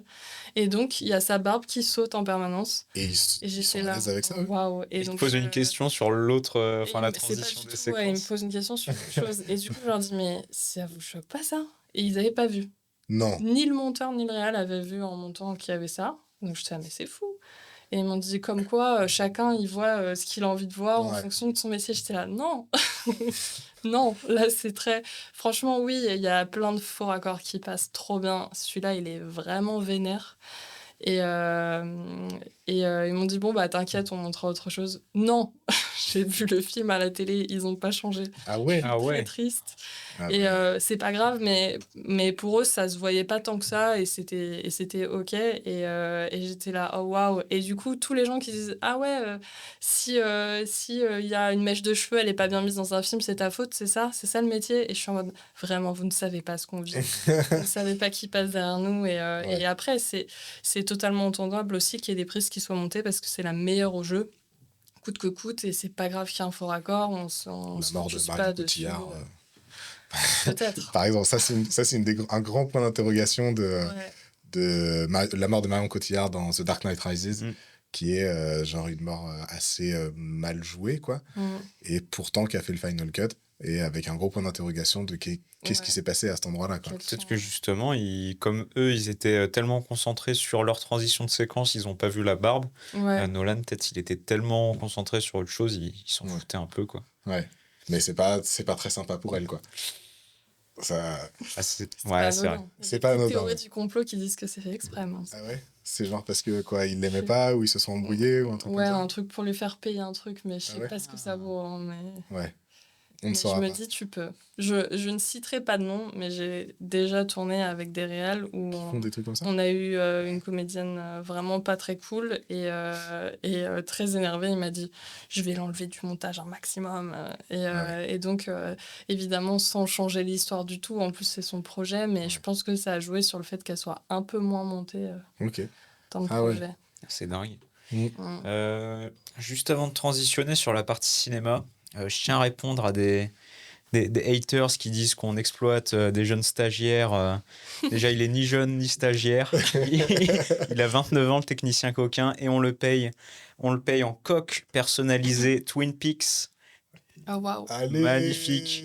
trop bien. Comme je le dis souvent dans chaque intro, peut-être pas dans celle-là, Smicker le jour, youtubeur la nuit. Aujourd'hui, à mon travail, j'ai fait ça pour le technicien coquin. Allez, c'est c'est très, très cool. drôle. J'espère qu'il est super content. Je suis très heureux.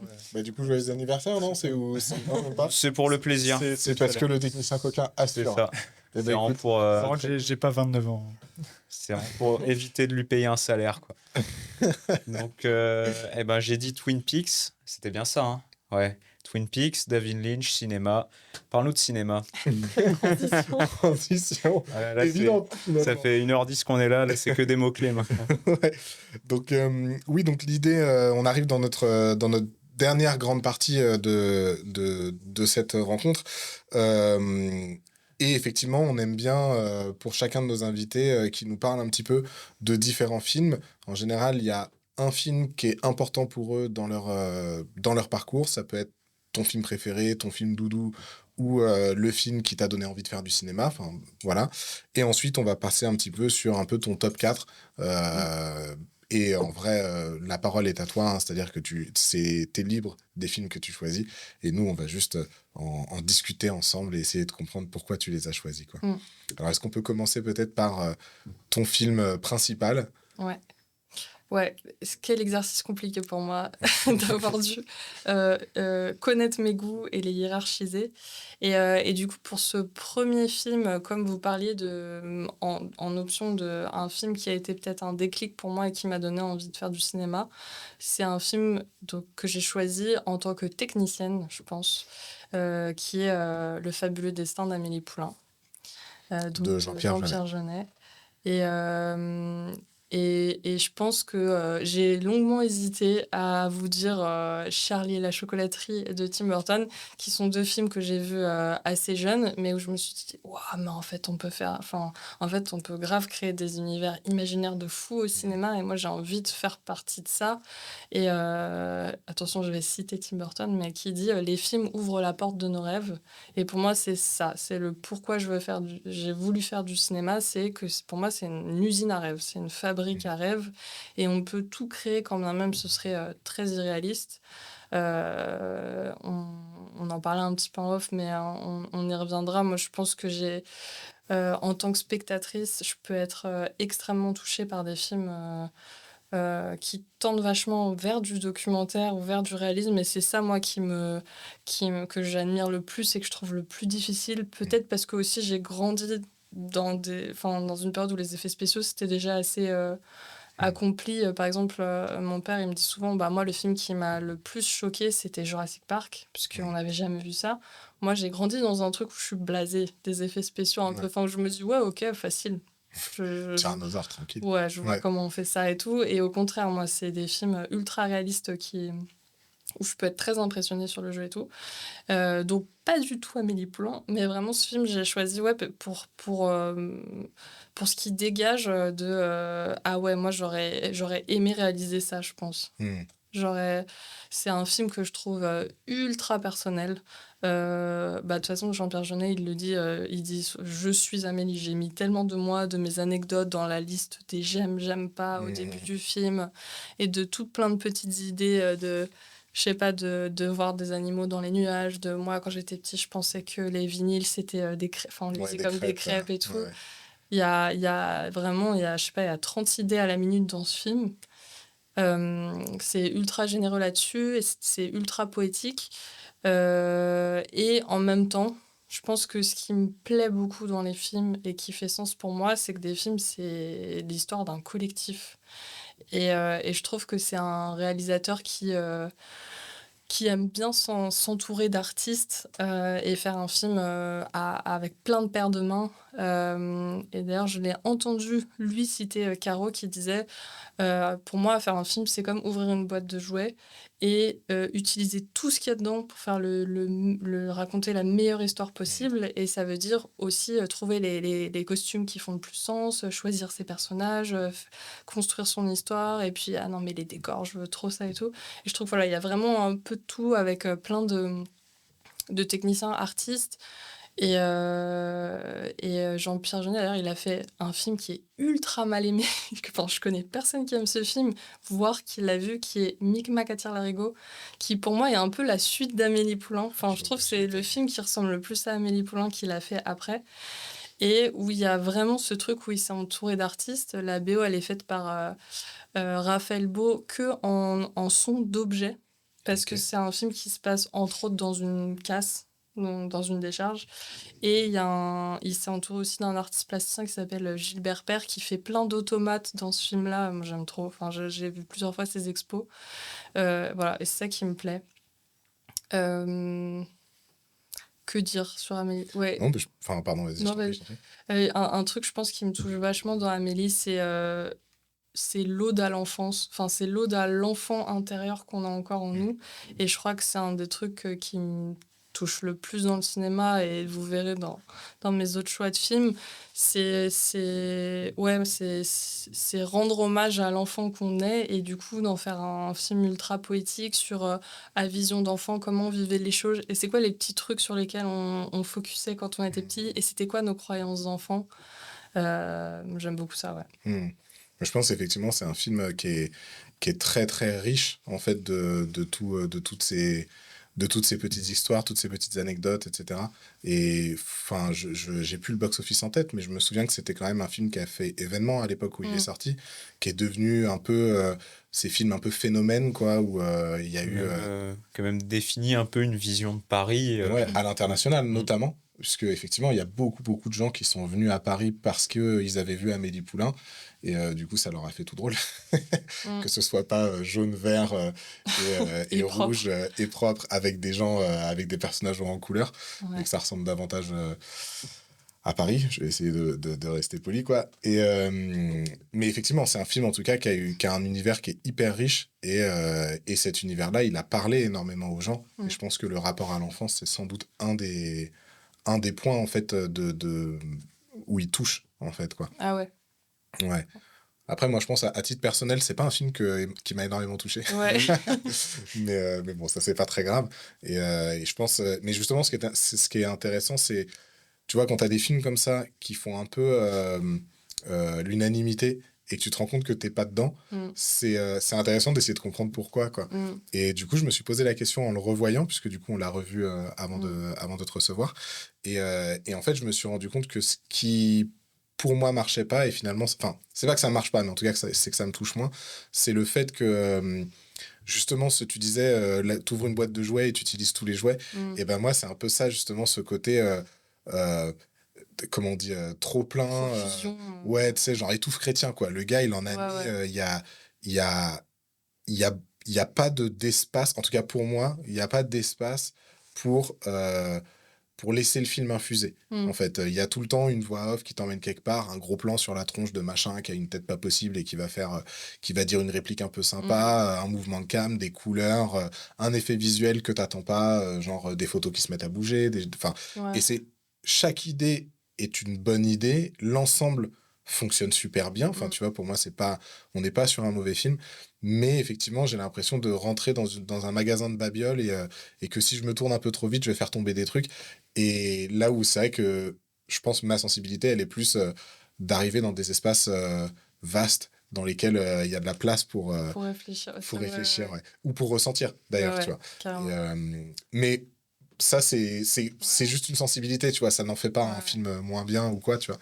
Mais C'est ça, il a vachement ce côté un peu cabinet de curiosité. ouais, Où, complètement. moi, je me suis toujours imaginé que ma maison, alors, ce serait une brocante, quoi. Enfin, ou Ouais. même le château ambulant, un peu. Enfin, Ouais. j'ai toujours imaginé que ce serait très chargé comme ça.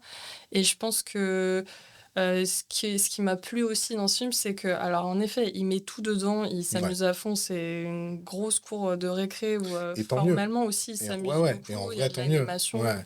Il y a un truc qui fait beaucoup dans ces films, c'est les mash-ups d'archives, Oui. où il vient mélanger plein d'archives avec aussi des prises de vue refaites pendant le tournage, genre de Amélie Poulain en mode vintage, de quelle aurait pu être sa vie et machin.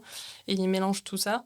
En effet, il y a beaucoup de choses, et c'est pour ça que j'en parle un peu en technicienne, en me disant, moi j'adore le fait qu'on recrée le réel. Et il le dit, on m'a beaucoup reproché de montrer un pari faux, mais moi je veux pas faire du réel. Il dit, j'adore Ken Loach, mais c'est super. Moi je veux juste m'amuser à faire ce que je veux comme j'en ai envie. J'ai envie de je me vois comme un peintre, j'ai envie de donner cette vision-là, et j'y vais à fond, et je m'amuse dans des trucs en poussant un peu trop les curseurs. Mais pour le coup, pour le coup, moi, ça, c'est un truc que j'admire dans ce film-là, tu vois, Mm. même s'il me touche pas, j'admire vraiment ce truc de... il va à fond dans sa vision, et en plus, il la maîtrise, parce que t'as des réals qui vont à fond dans une vision, mais ils vont à fond dans un mur, quoi. Mm. Lui, c'est vraiment... il a vraiment été dans le détail de son truc, mais tu Ouais. sens que, bah, comme tu l'as bien dit, hein, il fait du cinéma, il fait de ce film un rêve, une manière de voir Paris, un regard sur Paris, Mm. à travers les yeux de cette jeune femme, qui est vraiment le sien et qui est vraiment une sorte de fantasme incarné, quoi. Mm. Et pour ça, moi, je trouve ça hyper fort. Et j'avoue que, pour le coup, ça rejoint vraiment ma vision théorique du cinéma, tu vois, Ouais. qui est Enfin, je suis beaucoup plus le cinéma de l'imaginaire que le cinéma du réel, Ouais. même si il y a des films de cinéma du réel qui me bousculent et que j'adore, tu vois. Mm. Mais c'est vrai, ouais, ce truc un peu usine à rêve que tu disais tout à l'heure, je trouve que c'est un... j'aime cette Mm. définition-là, ouais, ça me parle. Ouais. Et je pense que c'est ça qui m'a captée quand j'étais petite aussi. Il a mis tellement de choses dedans qu'il y a énormément de trucs que j'adore, genre le vintage. Moi, j'ai aussi un grand amour de l'histoire des objets, de qu'est-ce que ça raconte. Le film, il s'ouvre sur Amélie qui vit assez isolée et qui, par accident, va trouver derrière un bout de carrelage de sa salle de bain une petite boîte à trésors. Mais ça, moi, c'est ma passion. Je pourrais passer ma vie dans les greniers des gens à essayer de comprendre l'histoire de chaque objet, à qui ils ont appartenu, qu'est-ce que ça raconte de cette époque-là. Et ouais, le fait qu'ils mettent de l'animation, enfin, ouais, je pense qu'il y a tellement de thématiques qui me parlaient que j'étais en mode, oh, c'est trop mon pote d'univers, ce gars. Ouais. J'adore. Et d'ailleurs, je sais pas si vous l'avez vu, mais son dernier court-métrage qui s'appelle Foutaise, je vous invite à le regarder, il est dispo sur YouTube. C'est que la partie de la liste des j'aime et j'aime pas. Ok. Et c'est Dominique Pignon, donc, qui joue aussi dans le film. Un autre truc que j'adore chez Jeunesse, c'est les gueules de ces comédiens. C'est pas lisse, quoi. Non. Mais c'est cool, Et, ça, pour le coup. Il ouais. y a un côté... comment il s'appelle, le mec qui faisait les triplettes de Belleville Sylvain Sylvain Chomet, ouais. Il y a un Ouais. côté un peu comme ça, où il va j'adore. chercher vraiment des têtes... tu sais, les piliers de bar, Ouais. tu vois. Ouais, des gueules. Ouais, des Ouais. vraies gueules, quoi. Ouais. Et du coup, dans ce court-métrage-là, c'est Dominique Pignon qui fait sa liste de moi j'aime bien ça, j'aime pas ça, et c'est juste de la poésie. Enfin, j'aime trop. C'est pas très long. C'est encore tout pareil. Tous ces films-là, ils ont des bêtes de générique de début Ouais. et de fin aussi. Et je vous invite aussi parce que donc le générique de Amélie Poulain de début, c'est tous ces petits trucs d'enfants Oui. un peu qu'elle fait avec ses mains, des petits jeux avec la bouche et tout ça. Et à chaque fois, c'est lié, je sais pas si t'as fait gaffe, au nom du technicien qui est mis. Ah non, j'ai Il pas y a fait gaffe. toujours un lien Ok. avec le métier sur ce qui est en train de se faire à l'image. Ah, ok. Et le top 1 des génériques de Caro et Jeunesse, c'est Délicatessen, qui a un vrai plan séquence, mais qui ressemble à des génériques aujourd'hui de séries avec une caméra mouvante, mais dans un faux décor, sauf que là, ils l'ont fait en réel. En vrai, quoi. Et c'est pareil, c'est chaque objet que tu vois correspond au carton de la personne. D'ailleurs, c'est pas des cartons, tout est in. Enfin, C'est même réel, le quoi. nom des gens est Ouais. écrit. Et c'est trop bien, ils sont trop forts en générique. On sent que tu aimes bien le côté un peu film de petites mains. Mm. Et c'est quelque chose qu'on peut retrouver dans le début de ton top 4 Letterboxd. C'est vrai. Ça, c'est de la transition. Ça, c'est bien, ça. C'est Beau pour gosse, ça que je suis beau payé, gosse. je suis pas payé. C'est du coup, on va commencer du coup ce top 4 avec Coraline. Mm. Si tu veux bien nous en parler un petit peu. Ouais. En effet, encore une fois, super dur pour moi de hiérarchiser mes goûts, et je pense que se battaient en concurrence dans mes films préférés, Coraline et Le Voyage de Chihiro. Comme je suis une arnaqueuse, j'ai fait une sorte de je vous parle de Coraline pour vous parler un peu d'autres films. Mais ouais, j'aime énormément ce film, et donc de manière générale, je crois que scénaristiquement, je me suis rendu compte, il n'y a pas très longtemps, en discutant avec quelqu'un qui m'a fait remarquer, un ami à moi, que j'aimais quand même beaucoup de films où il y a le même procédé scénaristique qui est un enfant dans un monde normal qui, par un tunnel, par un seuil, par une porte, par un trou, finit dans un monde un peu extraordinaire. Mhm. Et donc, Le Voyage de Chihiro, j'adore ce film également. Pour moi, les deux sont en triptyque avec Alice au Pays des Merveilles. Je suis pas méga sûre, mais je crois vraiment que Chihiro c'est assumé que c'est inspiré de Alice au Pays des Merveilles. Et je pense aussi à Harry Potter. banger. Et t'as pour moi. vu, moi j'ai vu récemment Le Royaume des Chats aussi du studio Ghibli.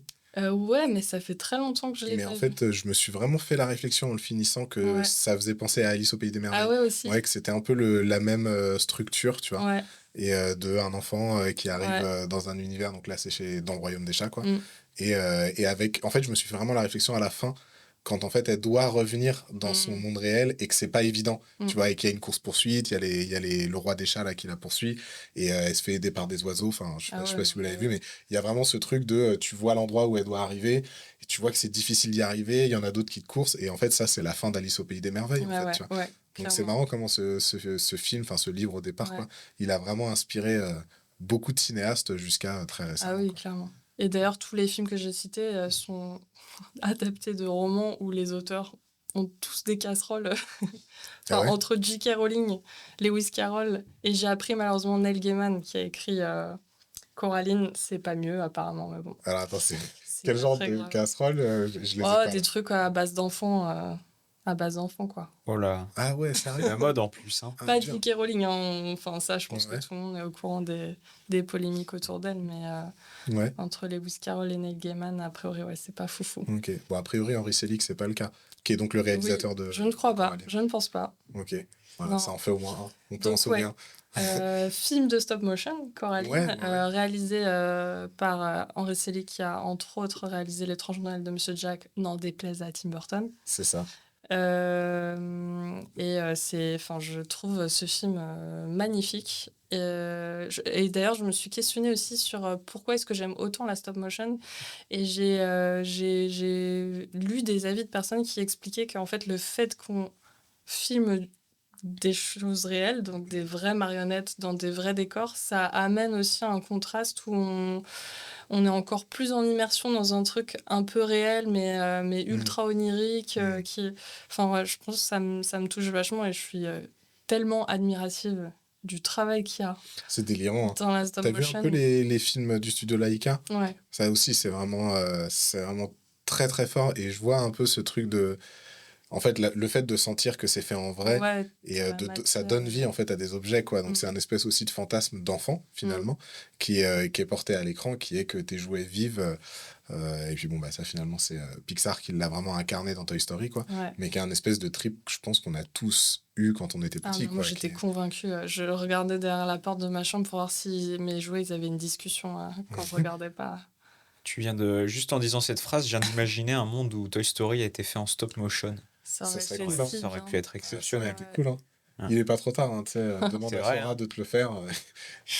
Il va te le faire, et puis voilà. Ah, Mais je J'ouvre pense, encore, hein. je pense que c'est aussi pour ça qu'il y a un retour de la 2D là, dans les futurs Disney. Je crois Mm. qu'on a envie de sentir un peu les un choses. Et retour à facture. la ouais. texture. Ouais. Ouais, l'artisanat, en fait, je pense que. Mais ça a été un peu un des sujets. Je sais plus si on l'a évoqué avec Mehdi, mais à Noël, là, il y a eu la sortie Ouais, si, ouais. du Mal-Aimé, le film Mm. de Intermarché, Ouais.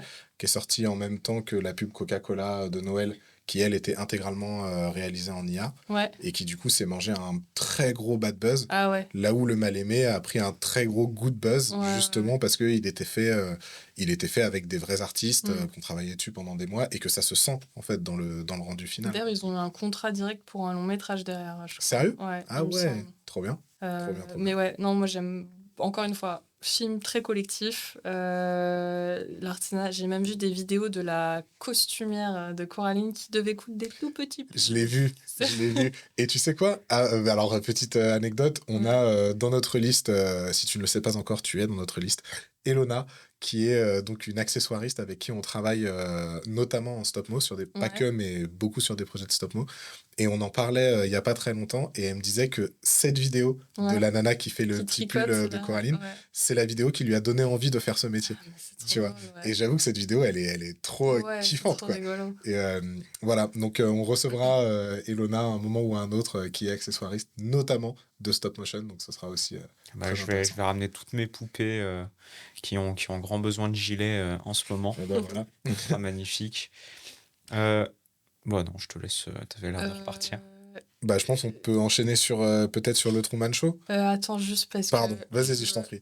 absolument expliquer que dans tous les films que j'aime, je pense que la musique, elle a une partie vraiment. Enfin, je sais pas si c'est du 25 ou du 50% de pourquoi j'aime un film, Ouais. mais c'est monstrueux. Enfin, vraiment, il y a des films, par exemple, Don't Look Up, je sais pas si vous l'avez vu Ouais. sur Netflix, c'est que la BO qui fait que J'ai j'aime plus du tout la autant ce BO en film, tête. parce que je me souviens même pas du film, Ah et ouais? la BO, je l'écoute tout le temps. Enfin, il y a vraiment énormément de films où je crois que je suis ultra biaisée, je les aime pourquoi parce que la musique. Celui-là, pas que, évidemment, mais Mais je tiens quand Ghibli, même pour à le coup, soulever ouais. que enfin, j'adore la BO de Coraline, qui est faite par Bruno Coulet, donc, qui a fait les Ok. choristes, Ok.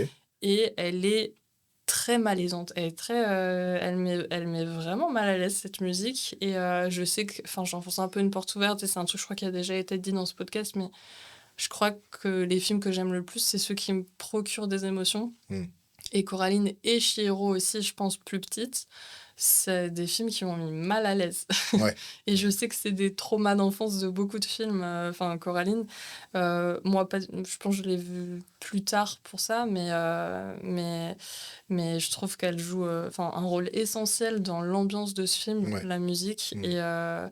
Et ouais, il y a un truc de... Bah, de toute façon, à chaque fois, hein, mais je suis un gros bébé. Mes goûts, c'est toujours un truc de rapport à l'enfance. Là, c'est un film qui parle d'adolescence aussi. Hmm. Et, c'est difficile à genrer ce film entre un film d'animation qui pourrait tendre vers un public enfant, mais qui est un peu un film d'horreur aussi. Ouais, pour enfants, Euh, je pense que c'est un film d'horreur. Hein. ouais, je sais pas trop à partir de quel âge on le voit sans être trauma.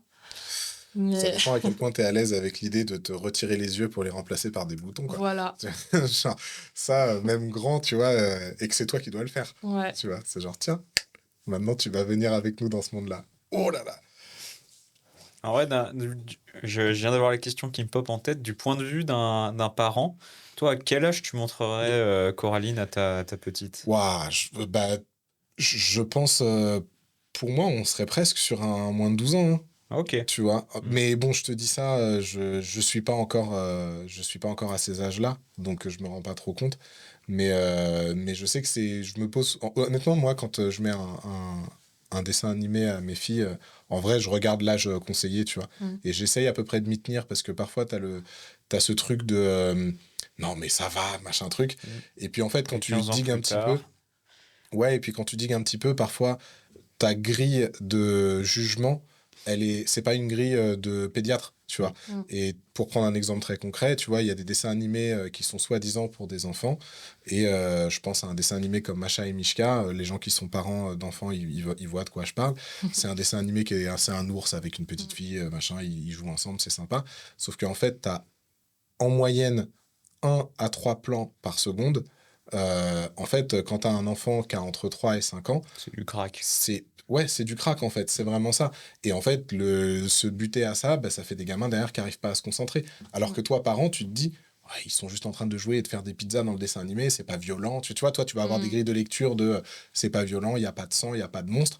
Ouais, mais il y a 3 plans à la seconde, tu vois. Mm. Alors que à ces âges-là, ça pour le coup, c'est parce que j'ai bouquiné ces trucs-là, tu vois. Mais à ces âges-là, en fait, en dessous de. En gros, la durée pour un gamin pour process ce qu'il est en train de regarder, c'est minimum 3 à 4 secondes pour un plan. Tu vois. Donc, du coup, quand il y a marqué telle tranche d'âge sur le truc, en fait, en général, c'est vraiment par rapport à combien de temps le gamin il a besoin pour process ce qu'il est en train de regarder. Et c'est là que tu te rends compte que quand tu compares les dessins animés, après on passe à autre chose, mais c'est là que tu te rends compte quand tu compares les dessins animés d'aujourd'hui aux dessins animés de notre enfance. Notre enfance, les dessins animés, ils étaient beaucoup plus lents, ils prenaient beaucoup plus de temps. Et quand tu essayes de montrer, là j'ai montré récemment la Linéa à ma fille, tu vois, elle a kiffé. Tu vois, elle n'était pas dans un truc de c'est long, c'est chiant ou quoi machin, ça l'a fait rigoler, tu vois, ça reste des trucs qui sont accessibles à des gosses de maintenant. Ça va. Elle Donc, devrait être réceptif quand tu vas lui montrer 4 fois d'une. Ah ouais, ça devrait le je faire. la prépare. Elle sait déjà que je kiffe, tu vois.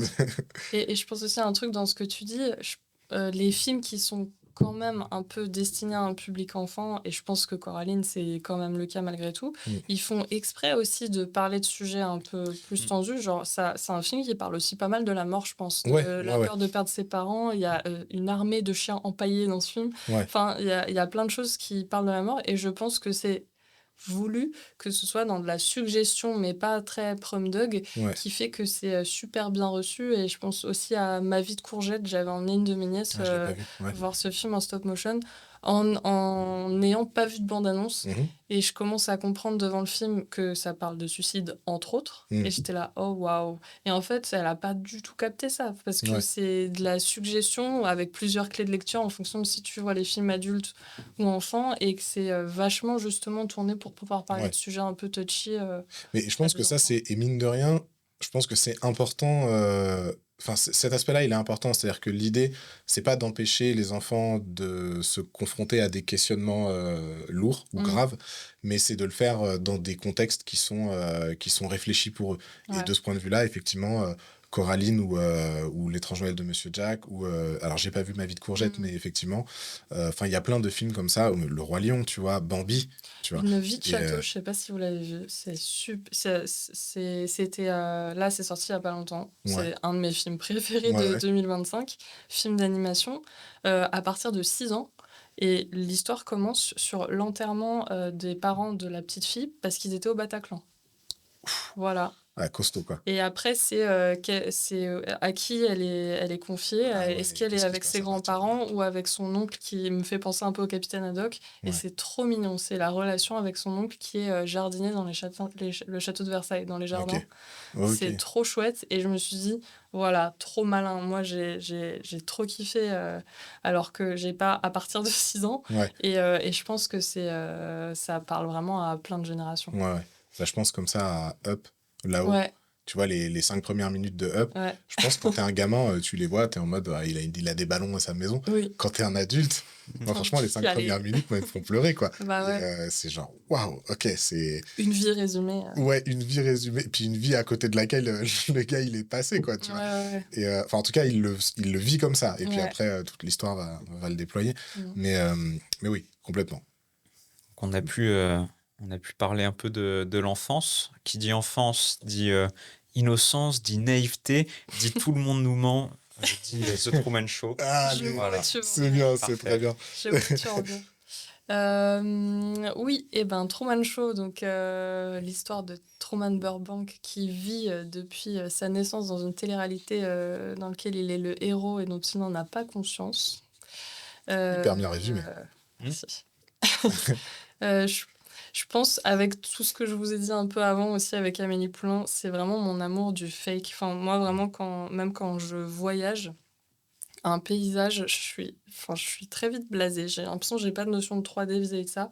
Par contre, tu me dis sur ce caillou, on a tourné tel film et je suis au bout de ma vie. Ouais, Genre, ouais. Et du coup, de plus en plus, dans les voyages que je fais, j'essaie de me renseigner avant sur qu'est-ce qu'on a tourné à tel endroit et tout. Et ça me procure des trucs de fou, quoi. Ok. Et moi, je rêverais de ne travailler que sur des films d'époque, des trucs où tout est en studio et on doit tout recréer.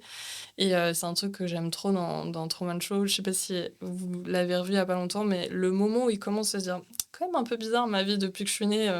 Il y a quand même des gens, ils ont des réactions bizarres. Et il se dit tiens, je vais faire un truc que j'ai jamais fait pour voir comment les gens réagissent. Il va à la banque. Il n'avait jamais été à la banque. Il appuie sur le bouton de l'ascenseur, ça s'ouvre. Derrière, il y a une table régie. Et les gens ils font oh putain.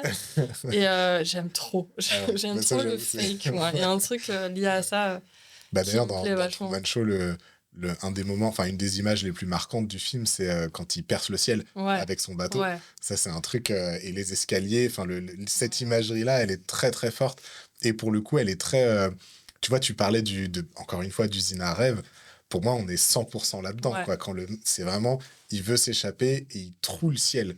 Il y a un truc très. Tu sais, c'est très littéral et en même temps symboliquement hyper fort il doit partir, quoi. Et non, ce film, pour ça, il est très, très fort. Et cet escalier dont il part, et à la fin, il salue. Moi, je trouve que c'est aussi un moment qui te met un peu la boule à la gorge, quoi, tu vois.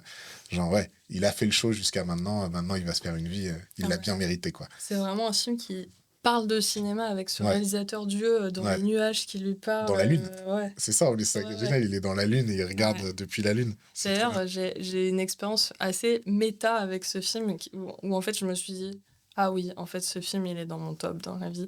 C'est que c'était en stage d'été dans une boîte qui fait d'ailleurs de la télé-réalité, Mhm. où j'étais pendant un mois vraiment en observation. J'étais peut-être en première année d'école de ciné, donc j'étais pas assistante de quelqu'un. Juste, je me baladais, j'allais voir un peu comment on fait la voix off, comment on fait le montage, comment on met des musiques et tout sur cette émission télé. Et ils avaient un couloir un peu salle d'attente avec 2-3 canapes, avec une petite télé. Et la télé diffusait Truman Show. Et je pense que je suis arrivée au bout, je sais pas, d'une demi-heure de film. Et je fais oh waouh, c'est trop bien. Et j'ai commencé à mettre debout comme ça. Le film a fini. On était 15 dans ce couloir comme ça, Regardez Truman avec Show. des tasses de café froides. Tout le monde s'est arrêté de bosser et s'est figé devant la télé en mode il est trop bien ce film. Ouais, il est vraiment Et trop du coup, c'est fou parce que, enfin, je sais pas si vous vous rappelez, mais il y a plein de plans sur les gens qui sont en train de regarder en train de regarder Ah Truman oui, Show, ouais. ouais, et qui c'est sont vrai. dans le bar et à la fin Ouais, ils sont tous comme ça et ouais, ils sont c'est clair. ultra nombreux et vraiment on Il y a un mec refaisait dans la sa même baignoire, là. chose. Ouais, C'est ça il y a que le gars qui tu a suis. fond dans sa baignoire. Ouais. Ouais. Et du coup, on était en train de reproduire ça. J'étais, mais c'est tellement méta qu'on ait ce même voyeurisme aussi. Et c'est Ouais. un film qui questionne vachement le voyeurisme et je pense l'éthique Ouais. sur la télé-réalité. En plus, ça, ouais, Et je t'es me dans suis un rappelé là endroit que j'étais dans un truc qu'on faisait de la télé-réalité aussi. C'est pour ça que ça les a catchés, quoi, C'était tu vois, et ça a fait. Ouais. le meilleur setup pour voir Ouais. le film possible. Ouais, bah, Ouais. Si Et- c'était que j'ai raté les 30 premières minutes, mais Ah, c'est pas grave. c'est pas très grave. Et encore une fois, la musique est vraiment dingue, par contre, sur le Philippe film. Glass, ouais. Ah ouais, c'est Ah. Philippe Glass qui Ouais. fait la musique? Ah Et du ouais, coup, ok. c'est assez minimaliste par moment, mais elle est trop bien. Enfin, Elle de est toute façon, parfaite, quoi. ouais. Pour le thème, je trouve, elle représente tellement bien tout ce que le film traite. Ouais. Ça te met direct dans l'ambiance. Là, vraiment, j'y avais pas pensé avant, mais en y repensant, je l'ai en tête et Mm. elle pourrait pas être mieux, quoi, je trouve. Mm. Ah, c'est trop chouette. Trop cool. On parle de Little Miss Sunshine. Est-ce qu'on a le temps? Il est 16h. Oui, Oui. on devait Allez. finir à 16h10 et puis on a commencé On avec 5 speedrun. minutes de retard. Speedrun. Et ensuite, va on le finira faire. sur une Sur ton préf. Ouais. Alors, Little Miss Sunshine, du coup, qui est un film. Merde, j'ai pas noté le réel, je l'ai plus. C'est un couple de. Enfin, c'est un binôme de réal. Ok. Je les ai là si tu veux. C'est pas grave, on le remettra en post-prod. Sors C'est- tes feuilles, on s'il va te faire- plaît, on moi va ça faire un m'arrange. Un double. En vrai, je peux. Attends, c'est juste là. on va nous redoubler par derrière. C'est Jonathan Dayton et Valérie Faris. Je vous Ok. laisse le dire. Jonathan Dayton et Valerie Faris. Donc, Little Miss Sunshine. Donc, on peut parler un petit peu de Little Miss Sunshine, un film de Jonathan Dayton et qui et Valérie Faris. et Valérie Faris. Et, oui, alors du coup, qu'est-ce que tu peux nous dire de ce film-là? Quel film Je l'ai revu pour l'occasion parce que je savais que j'adorais ce film, mais j'avais envie de me le remettre un peu en tête. Juste pour vous recontextualiser, parce que j'aimerais vous rappeler pourquoi j'aime des films. Ça, c'est un film comme plusieurs que j'ai vu en famille, enfin après les repas de famille chez mon oncle et ma tante. J'avais deux cousines qui ont 2 et 4 ans de plus que moi. On allait tout le temps dans la salle télé. Donc, c'était pas le salon, c'était la salle télé. Il y avait que des DVD et une télé. Et j'ai vu dans cette pièce Little Miss Sunshine, Juno et Good Morning England. Et du coup, j'associe mes cousines au fait qu'elles ont fait ma cinéphilie un peu Sundance. Et je trouve ça fou parce que je suis incapable et je suis très triste de savoir quel film j'ai vu au cinéma en premier dans la vie. Je ne sais pas. Par contre, je sais tout ce que j'ai vu avec elle dans cette pièce, parce qu'à chaque fois, je me suis pris des claques. Et Little Miss Sunshine, j'ai vu là-bas, et donc je l'ai revu il y a pas, enfin là pour le podcast. Et il m'a reprocuré des sensations, mais genre, vraiment, c'est vraiment un feel-good movie à 200% sur cette famille ultra dysfonctionnelle américaine de losers. Enfin, sans spoiler, tout le monde rate un truc. Ouais. Y compris, ça commence sur un gars qui rate son suicide, qui est Steve Carell. Et c'est trop chouette. Et en plus, moi, je dis souvent que je ne ris jamais devant un film. Je trouve que les blagues écrites, ça ne marche pas avec moi. Moi, je peux pleurer de rire très facilement sur des situations ou sur des potes qui font des trucs, mais jamais devant un film. À chaque fois, les gens, ils se challengent à me trouver un film et ils ne trouvent pas. Et là, j'ai ri et je me suis surprise à rire et j'ai un peu réfléchi à pourquoi. Et en fait, j'ai tellement aimé le voir que je l'ai rematé direct, comme j'ai beaucoup de DVD chez moi, avec la version commentée des réals. Ah, ok. Et ils expliquent un truc, et je pense que c'est vraiment ça, et que j'avais déjà expérimenté, notamment quand je tournais en famille, c'est que si les situations sont drôles, il faut surtout pas que les comédiens jouent à être drôles. Et jouent qu'on est dans une comédie, elles sont efficaces toutes seules. Et en fait, c'est pas un film sur des blagues écrites, c'est un film sur des situations qui appartiennent à un genre de film qui est plutôt qui tend vers la comédie, même si c'est ultra mélancolique aussi. D'ailleurs, la musique de ce film, pareil. Enfin, toutes les musiques, elles sont... La musique de ce film, elle est très mélancolique. Enfin, mais elle est très chouette, très feel good et un peu mélancolique. Et il faut faire confiance aux situations comiques. Et du coup, les comédiens, ils jouent de manière très naturelle. Et c'était vraiment l'intention des réals de leur dire juste faites confiance au script, allez-y, jouez Il n'y a pas juste, besoin quoi. ouais, y a Il n'y pas a besoin pas d'en besoin faire des d'en mettre caisses. des... Ouais. Ouais, d'en faire des couches. Et je pense que c'est ça qui me fait rire dans le film. Mm. C'est que du coup, je ris vraiment à des situations, notamment à la fin de ce film, qui est trop chouette. Et j'oscille toujours entre est-ce que je ris ou est-ce que je pleure. Parce que Ouais, ce que je trouve, il c'est est. vraiment des déclarations d'amour dans tous les sens de cette famille. Et je crois que c'est un truc qui me touche peut-être aussi parce que j'ai une famille où on est assez pudique. Mais du coup, la déclaration du grand-père au père, à un moment donné dans le van, où il lui dit qu'au moment où lui, il a échoué, il n'arrive pas à vendre son livre de winner, justement, en 7 étapes. Son père, c'est le seul moment où il commence à être un peu doux avec lui, lui dire qu'il est fier de lui, j'ai envie de pleurer. La fin du film, je sais pas si je peux spoiler cette Oui. où tout le monde monte sur scène pour soutenir Olive, donc Ouais, la petite fille, pendant son concours de Miss, pour danser avec elle. Mais j'ai des frissons rien que d'en parler. Enfin, je trouve que c'est trop fort, ce genre Bah, d'idée. il y a même le moment où elle fait sa choré que t'as pas vu pendant tout le film, que tu sais Ouais. juste, elle l'a préparé avec On le tease grand-père. le Corée toute le film, ouais. Moi, la Corée, j'étais cassé de rire. Ouais. Parce que du coup, tu fais ah ouais, en fait, le grand-père, il savait ce qu'il faisait, tu vois. Bah ouais. Et donc, du coup, ouais, c'était bien. Ouais. Et d'ailleurs, c'est fou parce qu'en le revanche, je me suis dit, c'est incroyable parce que, pareil, attention, trigger warning, un peu spoil. La blague, c'est que le grand-père, il lui a un peu appris à faire du striptease. Mm, mm. C'est la personne la moins sexualisée de ce concours. Ouais, Du exactement. concours. Ouais, ouais. Toutes les petites filles, elles ont des bikinis, bêtes de make-up, orange Ouais, ouais. foncé et tout. Elle est très sobre, quoi. Et sa choré, elle est pas du tout... En fait, je trouve ça trop fort. Tu sens que ça vient du grand-père et que c'est lié à des trucs de striptease, c'est pas du tout Mais sexualisé. ouais, mais en fait, T'es tu pas sens du que tout mal à l'aise. c'est mis à l'échelle de l'enfant, en fait. Ouais. Et que l'enfant, elle s'amuse. Ouais. Et tu sens que c'est ça la relation qu'ils ont eue. Mm. C'est que lui, il est arrivé avec ses refs à lui. Ouais. Mais elle en a fait un truc, tu sais, genre, elle fait le tigre et tout. Donc, c'est des trucs d'enfant, Ouais, en fait, ouais, quoi. ouais. Et non, c'est hyper juste. D'ailleurs, si c'était pas le cas, trop bizarre Ouais. de s'imaginer toutes les scènes où ils sont à deux dans une chambre. Ce qui est en train d'apprendre. Heureusement, c'est pas ce film. Ouais, ouais. On a commencé bizarrement, on finit bizarrement. Mm. C'est magnifique. Et bah, du coup, on arrive sur le dernier film. Le grand classique, j'ai pas de transition. T'en as une, toi ou pas Alors attends. En parlant Ouais, non, là, d'histoire j'ai rien, d'amour, là. Ouais, là, J'ai là, rien. on essaye de Déclaration transition. d'amour. Et ouais, Ouais. déclaration d'amour. In the Mood for Love de Wong Kar-wai. Mm. Donc moi qui est un de mes cinéastes préférés, quoi, je vais le dire clairement. Et donc que t'as mis effectivement dans cette liste-là. Est-ce que tu peux nous en parler un petit Ouais. peu C'est assez éclectique, hein, mes goûts, je crois. Bah c'est bien. Mais un truc qui est pas éclectique, c'est la BO. Enfin, Ah ouais. qu'est-ce qu'elle Ouais, est bien. Le Yumeji's thème, principalement, mais même... donc ça, je crois que le compositeur, c'est Umebayashi. Mais à côté, il y a aussi toute une BO de Nat King Cole avec Kissas, enfin, des chansons plus vintage, pas du tout originales pour le film, quoi. Enfin, pas composées pour. Déjà, ça, j'adore. J'adore la musique de ce film.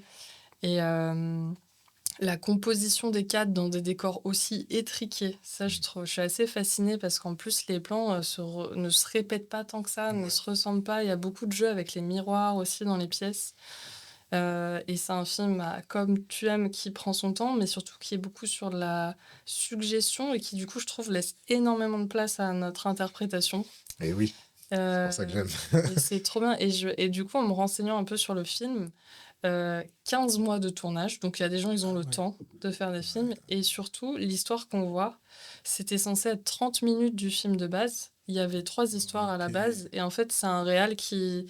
Bah, c'est un peu au feeling de il s'est dit: «Mais en fait, pendant le tournage, il s'est dit: "En fait, c'est ça que je veux raconter. Ouais, Je vais tourner des scènes via ça vis-à-vis de ça", ouais. avec, les comédiens, assez frustrés de ne pas du tout comprendre où allait Où leur est-ce qu'ils vont? Ouais, perso, ouais. et c'était même pas tourné dans l'ordre, ce que j'ai du mal à comprendre OK. si, au fur et à mesure, il inventait des scènes. Mais, je trouve ça fou que ce soit je trouve un des plus grands chefs-d'œuvre de cinéma qui a été fait, et en même temps, qui s'est fait totalement pendant le tournage Mmh.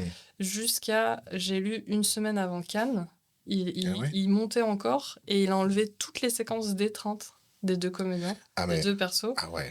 et heureusement qu'il a fait ça. Bah, heureusement qu'il y a pas ouais, moi, pour moi, c'est un des trucs les plus forts du film. Mmh, C'est justement le fait qu'ils se touchent quasiment pas. Je ouais, crois qu'à la fin, ils se touchent un petit peu parce qu'ils essayent de jouer, ouais, le rôle d'essayer de comprendre de pourquoi leurs voilà, de conjoints respectifs ont pu avoir une, c'est ça relation, et d'adultère. c'est ça. Parce qu'en gros, s'il y en a qui n'ont pas vu, In the Mood for Love, ça raconte l'histoire de 2 voisins qui, sont tous les 2 mariés et dont les conjoints partent, pour des raisons professionnelles, à l'étranger. Et eux, ils se croisent dans les couloirs, quoi. Mmh, Et progressivement, je suis même pas certain que ce soit explicité, mais à la fin, ça le devient. Mais progressivement, ils finissent par comprendre que leurs conjoints sont en fait dans une relation mmh, adultère. Et du coup, se tisse une relation entre les deux personnages où ils se rapprochent et en même temps, il y a un truc de, ils franchissent pas mmh. le pas de l'adultère Parce qu'ils le justement condamnent. parce qu'ils le condamnent, parce qu'ils Ouais, en souffrent. Donc du coup, tu as tout ce truc de, on sent qu'il y a une attirance et en même temps, ouais. on va pas franchir le truc.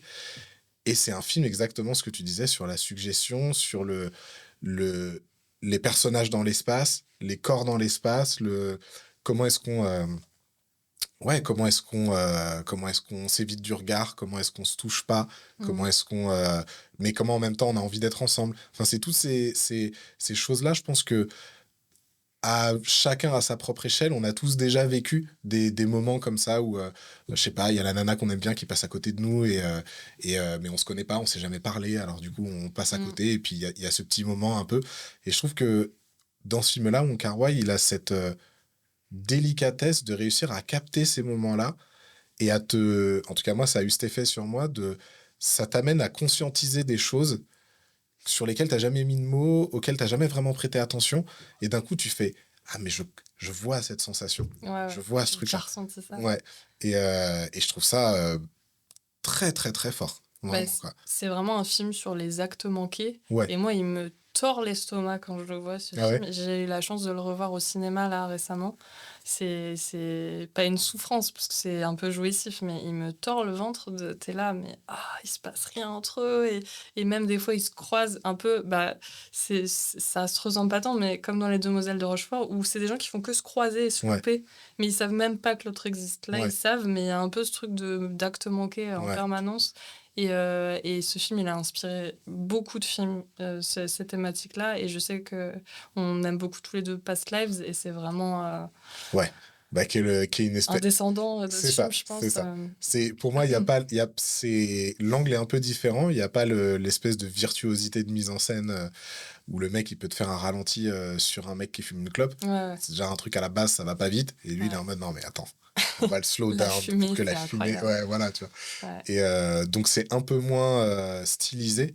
Mais par contre, dans la thématique de l'acte manqué, dans les chemins qui se croisent mais qui ne vont plus dans le même sens, Mm, c'est vraiment un très très beau film, effectivement. mm. Moi, ça a été, il est sorti il y a peut-être 2 ans, un truc comme ça. Ouais, Il est ou assez récent, 2, 3 ans, ouais. 2, 3 ans. Ouais, Mais je crois que dans l'année où il est sorti, pour moi, c'était vraiment un des films les plus forts de l'année. ouais. Même s'il avait. Enfin, après, en France, j'ai pas eu l'impression qu'il ait fait énormément de bruit. Mais, euh, mais voilà, un espèce ça, pour moi, c'est la poésie qui me parle. Tu Mm, vois, ça me parle beaucoup plus qu'un Amélie Poulain. mm. Même si Amélie Poulain, c'est très Je bien. respecte. Mais je respecte tout à fait. Ok, no beef.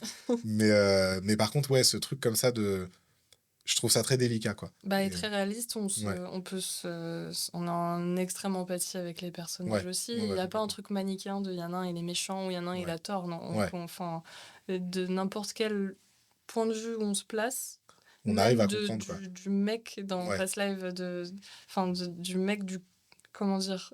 Ouais, en fait, ouais. Donc, Past Lives, en fait, C'est l'histoire d'un garçon d'un petit garçon et d'une petite fille dont on comprend qu'ils sont amoureux en Corée. Et la petite fille va partir vivre aux États-Unis et lui il va rester en Corée. Et des années plus tard, c'est devenu des adultes. Lui a grandi en Corée, elle aux États-Unis. Elle a rencontré un homme là-bas qui est écrivain, je crois. Ils sont tous les deux écrivains. Et ils se sont mis en couple, ils sont ensemble. Et un jour, ce Coréen-là vient à New York pour, je sais plus, pour le travail ou pour la voir, je sais plus exactement c'est quoi. Et en gros, ça va être les quelques jours qu'ils vont passer ensemble à se retrouver. Et disons que dans une comédie romantique classique Mm. ou un drame romantique classique, ils vont se pécho. Le mari Quinry va faire ah là là. Il est Bon, nul, il est moche, et il est ouais, méchant, voilà, il normalement. est méchant, il va vouloir être méchant avec le gars, et puis du coup, Ouais. ça va donner une bonne raison à la fille de lâcher son ancien gars et pour retourner avec le gars de son enfance, parce que lui, il la comprend vraiment Ouais. bien, je sais pas quoi. Et en fait, là, c'est pas ça. Mm. Là, c'est vraiment son mari. En fait, il comprend très bien ce qui est en train de se passer. Et en fait, il se met totalement en retrait parce qu'il est en mode, il faut que mon épouse puisse vivre ce qu'elle a à vivre avec ce gars-là. Et c'est essentiellement juste se rendre compte qu'ils sont plus dans le même monde, en fait, Ouais, quoi. ouais. Ils ont évolué trop différemment. Et c'est très beau. Et la fin, elle est déchirante.